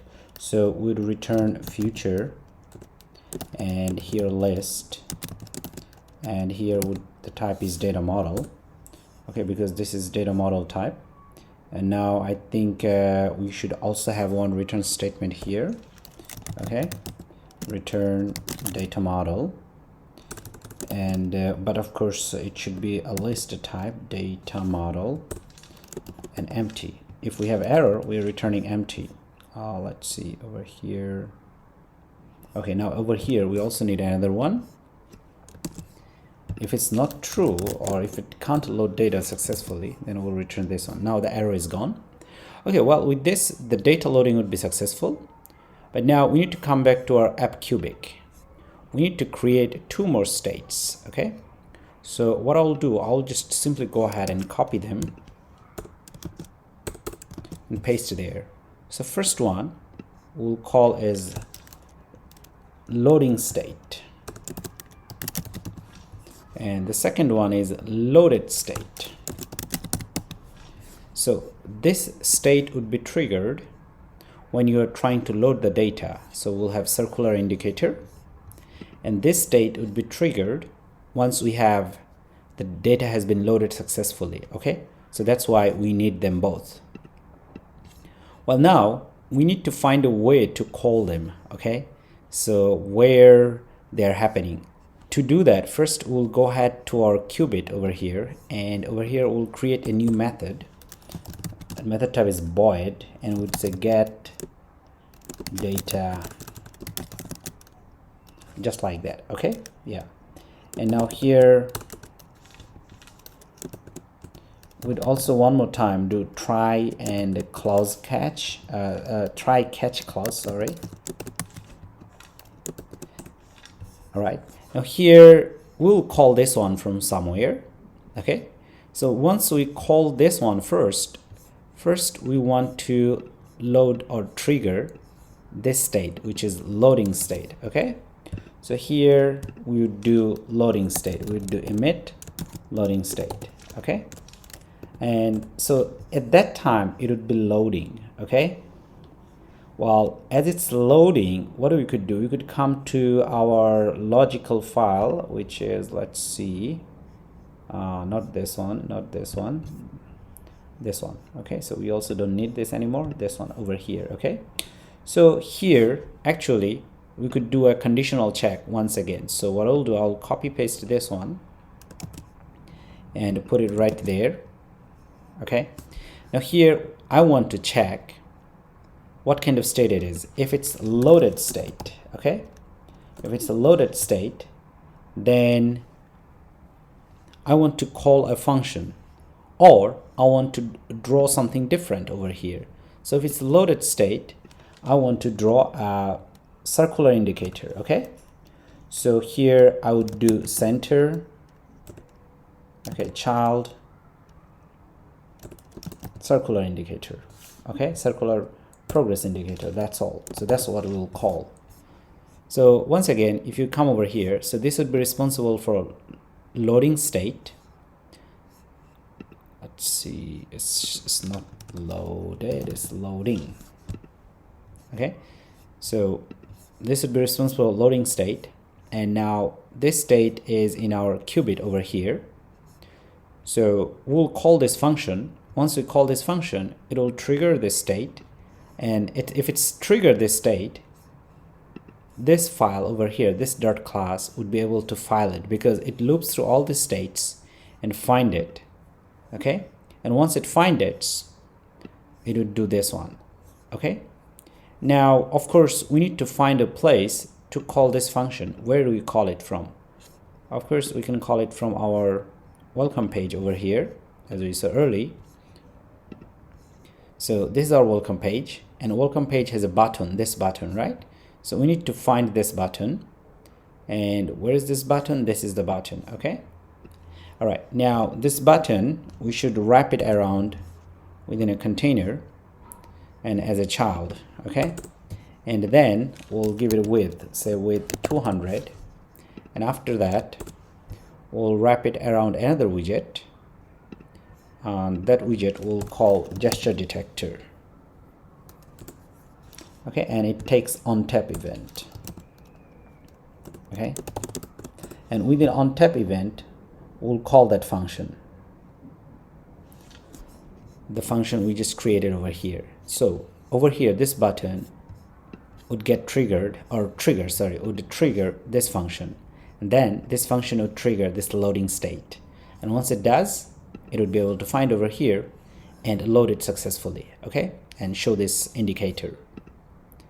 So here we'll just go ahead and simply call a BlocProvider.of Cubit. So you do BlocProvider.of here. So we have our app. So our Cubit name is this one, app Cubits. So we do this one, app Cubits. Okay, and within it we need to pass a context, and then we can access the method which is called getData. Okay, so while if you have any kind of method, you can access them anywhere from your view using BlocProvider. Okay, so as I said earlier, BlocProvider checks the states. Okay, BlocProvider also can call as I said earlier, BlocProvider holds the Cubit. So right now this is like a Cubit, so the way I understand, each function is also a Cubit. Okay, it's holding the Cubit and I can access them. So anyway, so one thing you could do, we could go ahead and run it, and it's working. Okay, it's loading, perfect. So you try it one more time. So this is our initial state, and if you click on this, it's loading.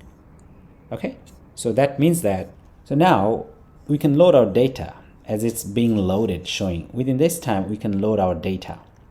Okay, to load, okay, first we'll go ahead and declare data and load the data within this getData. Okay, so here we'll do final data services, and we'll call it data. Simply we'll call it data.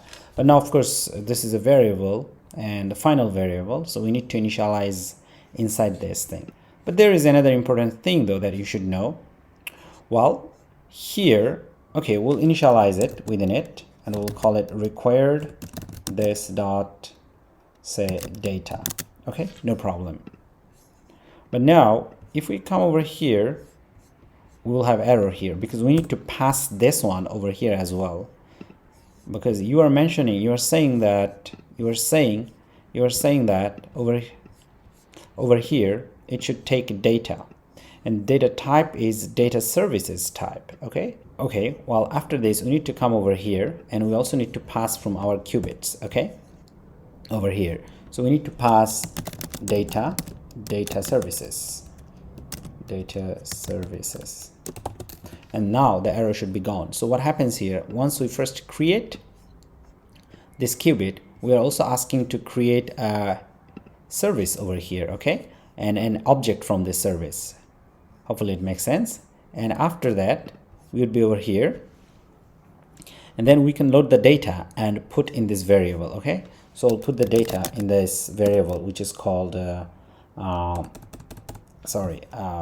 here we need to create a variable first. We'll call it late final places. Okay, all right, so now our places, this variable will hold data from this one, so data.getInfo. So getInfo is actually loading the variable and every information from the server, right? And then we put it to this one. Hopefully it makes sense. Now if we are able to load the data and put this one over here, now we can, after that we'd be able to trigger a new state. But do remember, now interesting thing should happen, because it could, you might need to await for the data. Okay, so that's what we are going to do. Then we'll do async over here. So we are waiting for the data. All right, once the data has been loaded, the next line would execute. Okay, otherwise it won't. Okay, so here we would emit a new state. What is the state? We'd emit loaded state.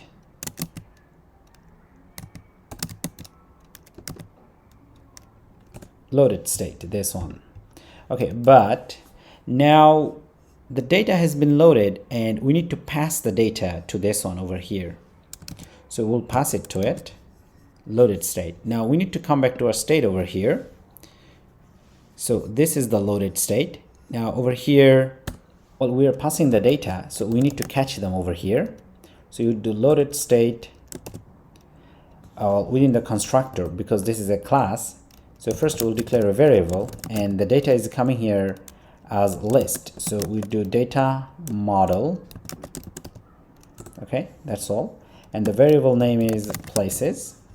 So we'll put it over here, places, this dot places. So we'll grab the data. Okay. So now, because we said early, this kind of list is used for trigger auto build of the UI. So we need to put it over here. Now our UI will, our Cubit would know, oh, there is new data. So let's go ahead and rebuild the UI if necessary. Okay. So once again, what's happening here? So this function gets called. Then I'm showing loading state. So it would be loading over here. And then at the same time, it would come over here and try to load information from the server. Once that is loaded, it will trigger this one. As it triggers, we'll also update our state, because we have gotten data. So if you get data, you can update your state. Okay. So as you update the state, you are also emitting it, right? You emitted it over here because you have this emit function. Now, while if you could emit it, here is the interesting thing. You could come over here to your, let's see, this file, which is called this one. Okay, so we know that emitted state we can find over here, right? So we'll just simply copy paste it over here. Okay, now here we might check for a new state. So the new state is loaded state.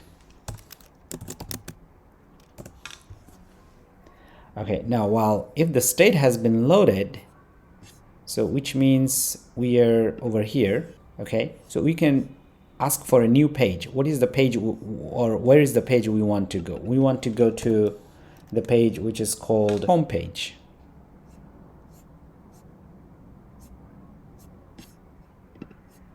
So this is the page we want to go. Okay, all right, so what we'll do, we'll simply come over here and we'll call home page. Okay, now we need to import it. So let's stop the app. Well, we ran the app. Now we have a bit of problem once again. Now it's coming from this welcome page over here. So we have this button. Now responsive button is expanding using flexible, if you remember. Now flexible should be always wrapped around row or column widget. So that's why we are getting this error. So now here we'll wrap it around another widget. and we'll call it here row, and of course we will have to use children because we are a row. So here I'll just put them around this, and now the error should be gone. Now let's rerun it one more time. Okay, now the error is gone. Okay, so yes, just now we think we worked on this tab button. Okay, and this tab button would trigger get data, and get data would be coming from over here, our Cubit app over here. Okay, so it will load the information from the server and trigger loaded places. Okay, and then once we click on this button, we can see that we'd be able to load this data, right? And once we load this data, if you come to this Cubit app logics, so this loaded state has been triggered, so we can go to our home page. Okay, so that's what we expect. Okay, let's see. Yes, the data loaded and it took us over here. Of course, this data is still not from server, but we can prove that our data has been loaded from the server, and then we come over here. How can we do that? We can go to this data services over here, and I think we can just simply put and print this list. Okay, and we'll see that it's been loaded, and then we direct it to this page. Let's go ahead and check it. Okay, now we click on this and we'll see that it's been loaded. Okay, then we come over here. All right, so that's how it works. So the data loading has been working successfully. So now what do we need to do? We need to come to our home page and find the data and use the loaded data rather than this one. Okay, so all the data has been loaded, and now at the same time, if we see over here, so once this is loaded, the state has been loaded state over here, this has been called. Now here this props has been updated with new values. Okay, so once again, if you see our app Cubit, so over here we load them and then we emit the state. Okay, and as we emit the state and we save them in our states over here in this props. So now if we use BlocBuilder, we'd be directly able to access this prop. Okay, all right, so now we need to come to our home page over here. Now if you look at it, so the body, so here we have this body contains column, so I'll go ahead and simply cut this one. Now here we'll use BlocBuilder, and we already learned that using BlocBuilder we can access the states. So here we want to access the state because we want to get the props over here, like this props over here. Anyway, so now it takes two parameters. First one is app Cubits, for our case it's Cubit class, and the second one is Cubit states. Okay, Cubit states, and I guess we need to import them, otherwise we'll have an error. Okay, now over here,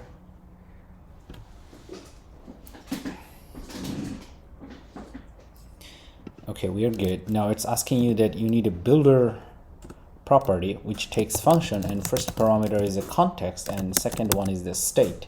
Now using this state, actually we can access the state of our Cubit states. Okay, so that's why we need BlocBuilder. Now here we'll return our column, the one I just copied earlier or I cut. All right, so now there is no error. Well, here is another interesting thing we could do. We can actually wrap this whole thing once again, this one, around if else statement. Just make sure that the state is there. How can we do that? So we can check if state is loaded state, because by this time data should be loaded, all of them. Okay, if state is loaded state, then do something else. If there is no this state, it means we have the wrong state or something went wrong. So we'll just say show empty container, but of course you can here show much more. It doesn't have to be an empty container. And over here we'll return what we just cut earlier.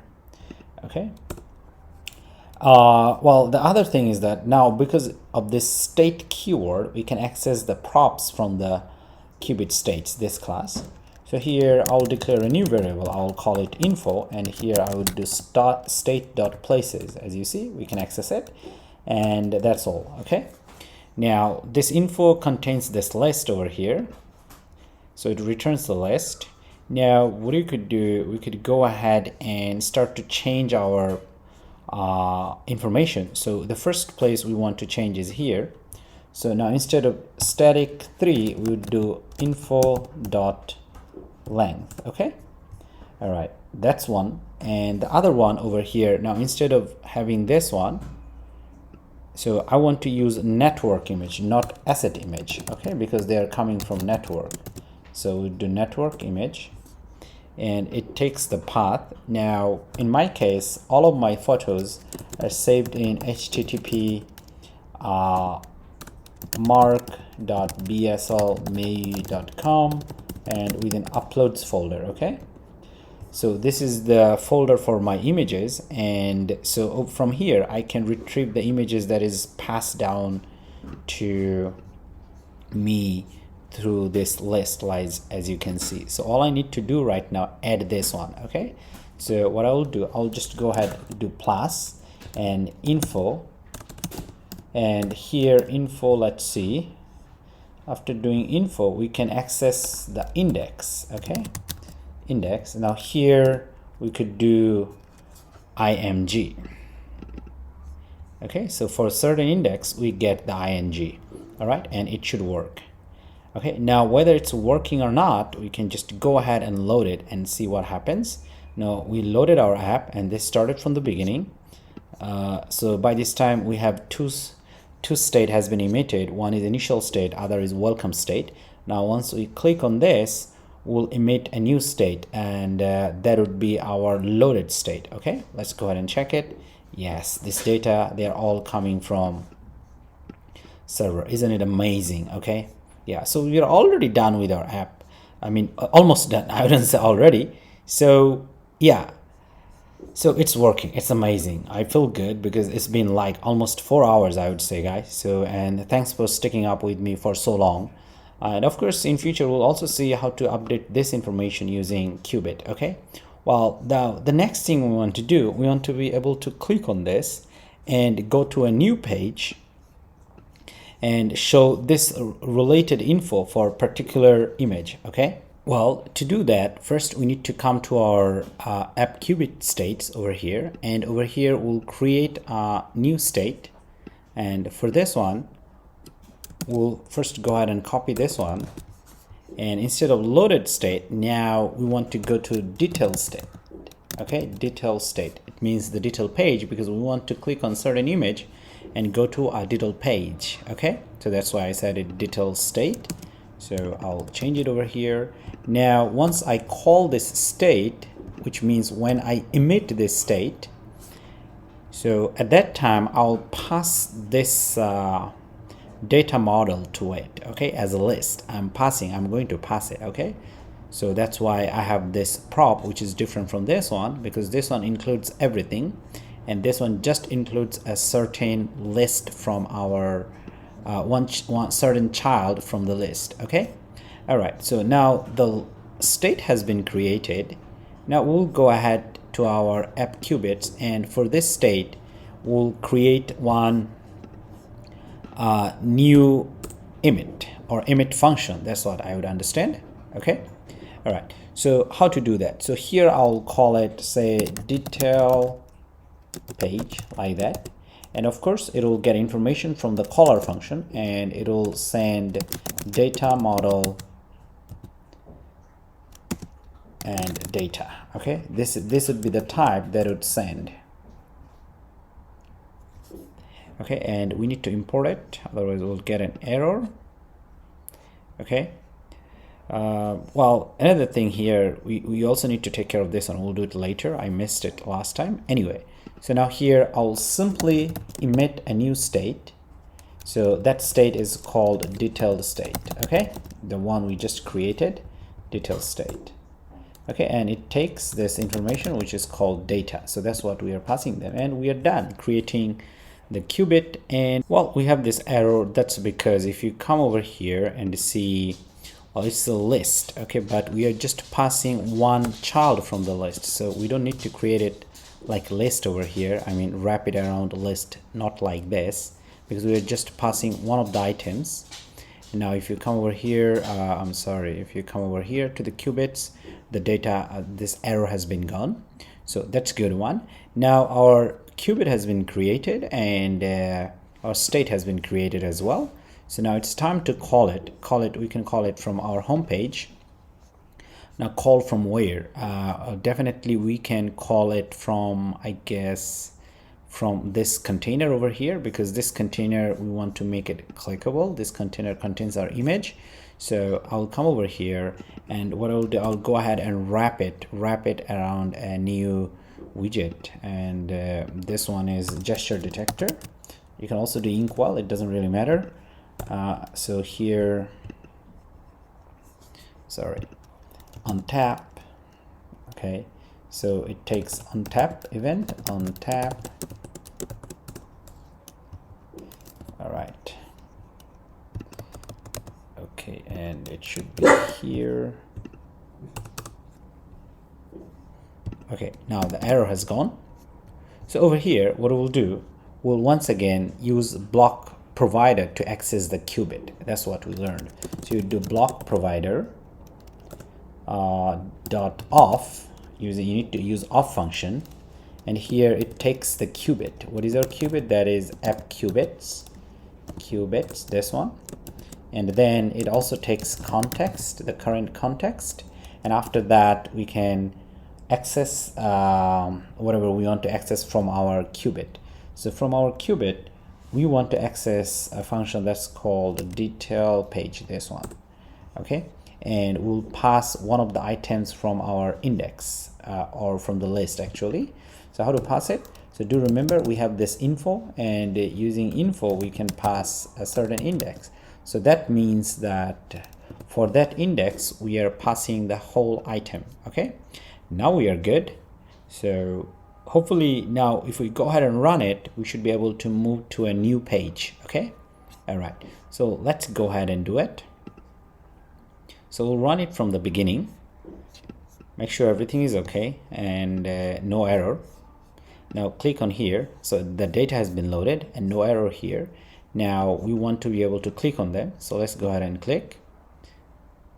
Looks like our click didn't really work. Let's see,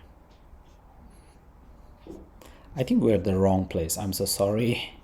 What I'll do, I'll just copy this one, and then I'll do Ctrl+Z to come back. Let's see. Okay, so this is not the place. I think it should have been here, over here. Okay, so this one,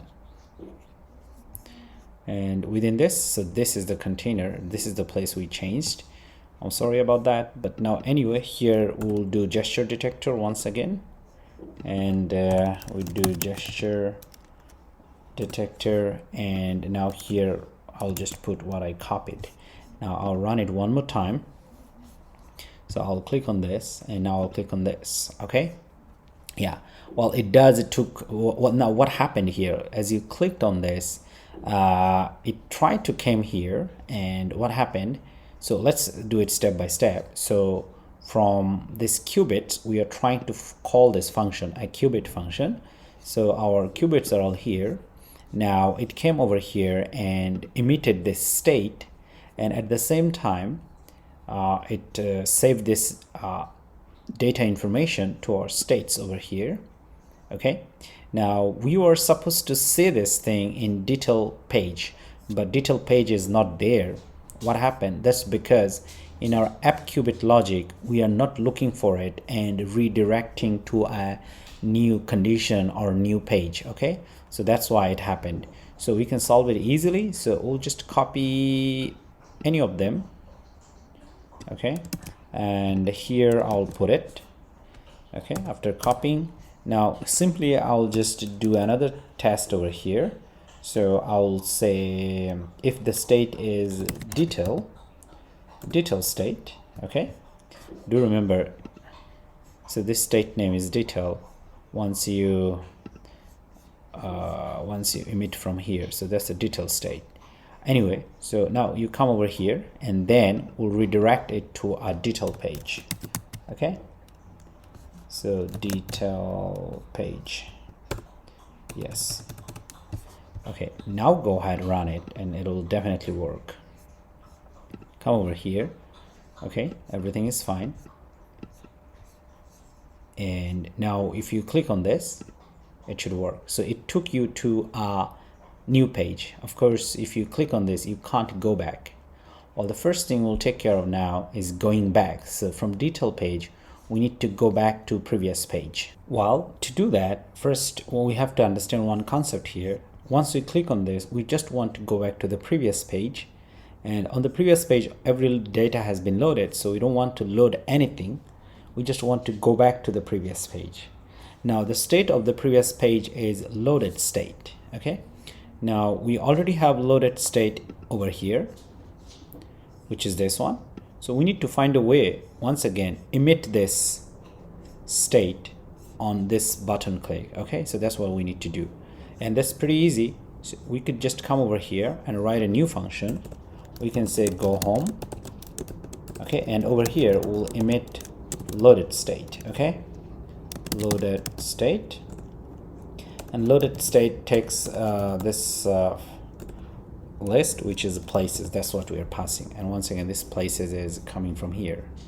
Okay, so all we need to do now in our Cubit from a block provider, we need to call this function. It will return or emit this state. Okay, now once it emits this state, we can find it easily over here because it's already here, home page. Okay, so we don't need to change over here. So for this one, all we need to do and all we did is this one. That's all. So now we need to come to our detail page, and in detail page over here, let's see. One thing we need to do, we need to find this button over here. I think this button is over here. Let's see. Okay, it should be inside this one. Yeah, icon button. As we already see, we have this onPressed event. So over here, let's go ahead and call BlocProvider, because we know using BlocProvider we can access the qubits or qubit functions. Okay, so here we'll call app qubits. Okay, and it takes context, and from that context we can access a method. So in our case it's called go home. All right, that's all. Okay, so after clicking on this, we want to go back. All right, so let's go ahead and run it, see everything is working fine or not. It loaded. Now I load this one. Now click on this. Yes, it went back. You click on this one, it went back. Okay, perfect. So it means it's already working.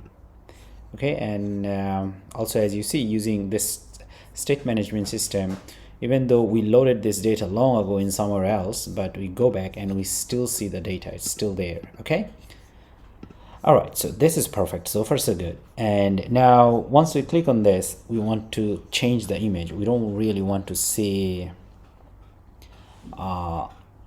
this static image. So now here we are in this one. So once again, if we want to access everything from this state over here, from here, we need to wrap it around once again using BlocBuilder. Okay, so I'll simply, let's see, I'll simply cut this one. Okay, now here I'll do BlocBuilder.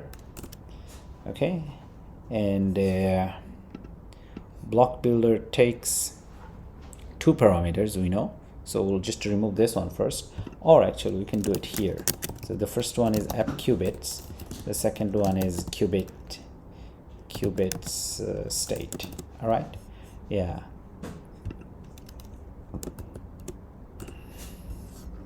Oh, I'm sorry. Now over here it takes two parameters. First one is context, second one is state. Okay, and then we'll return, and after returning we can just say here return scaffold.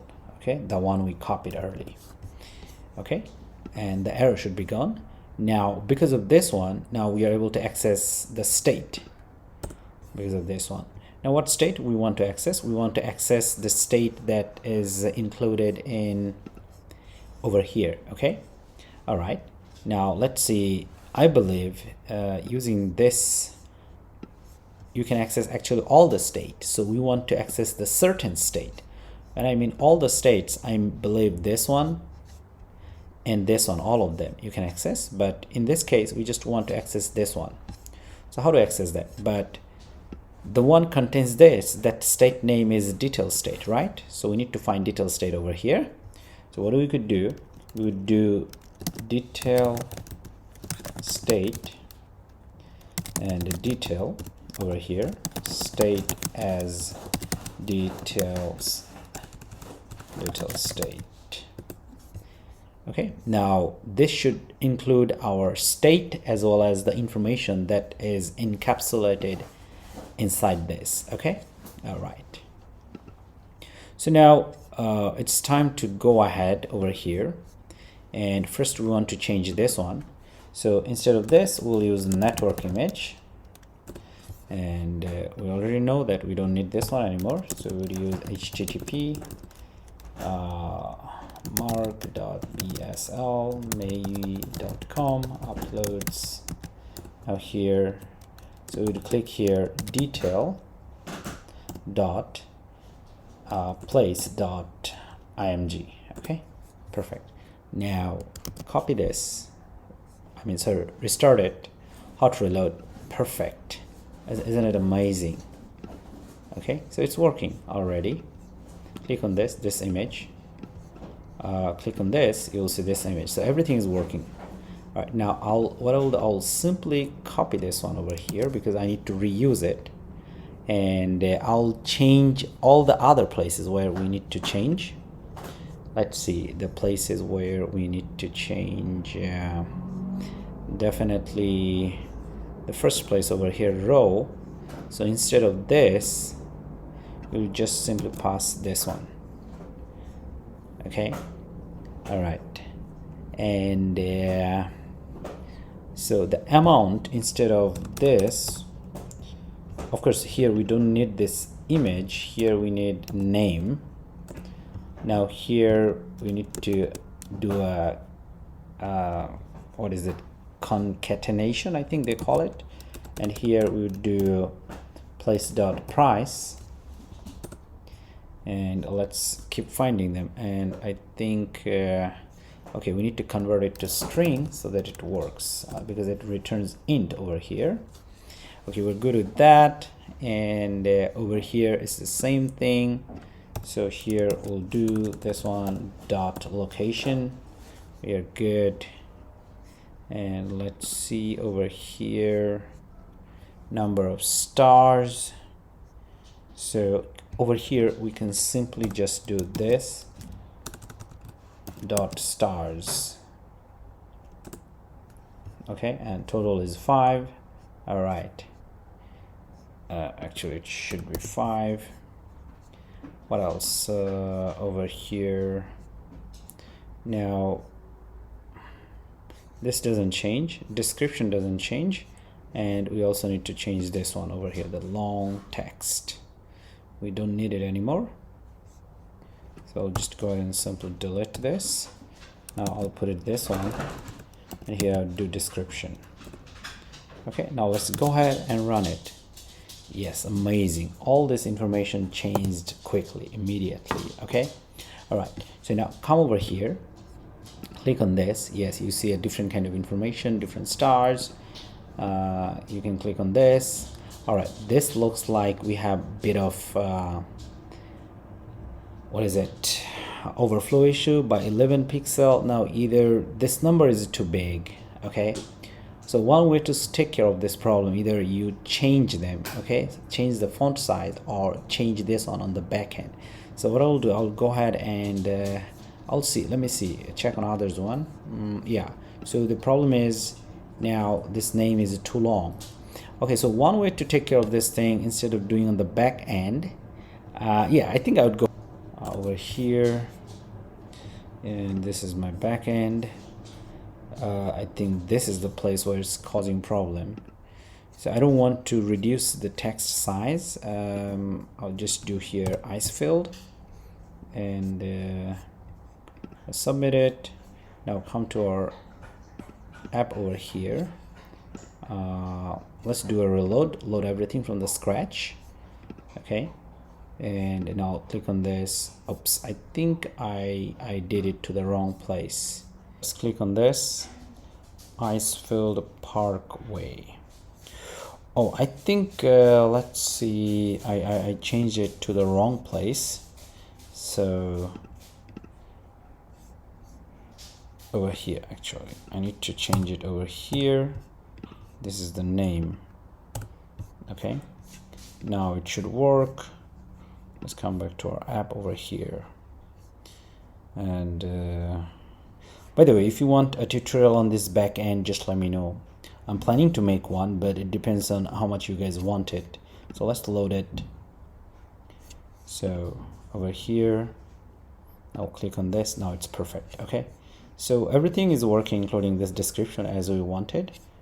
All right, so far so good. And if you learned something, please don't forget to subscribe and smash that like button and share this article or this tutorial.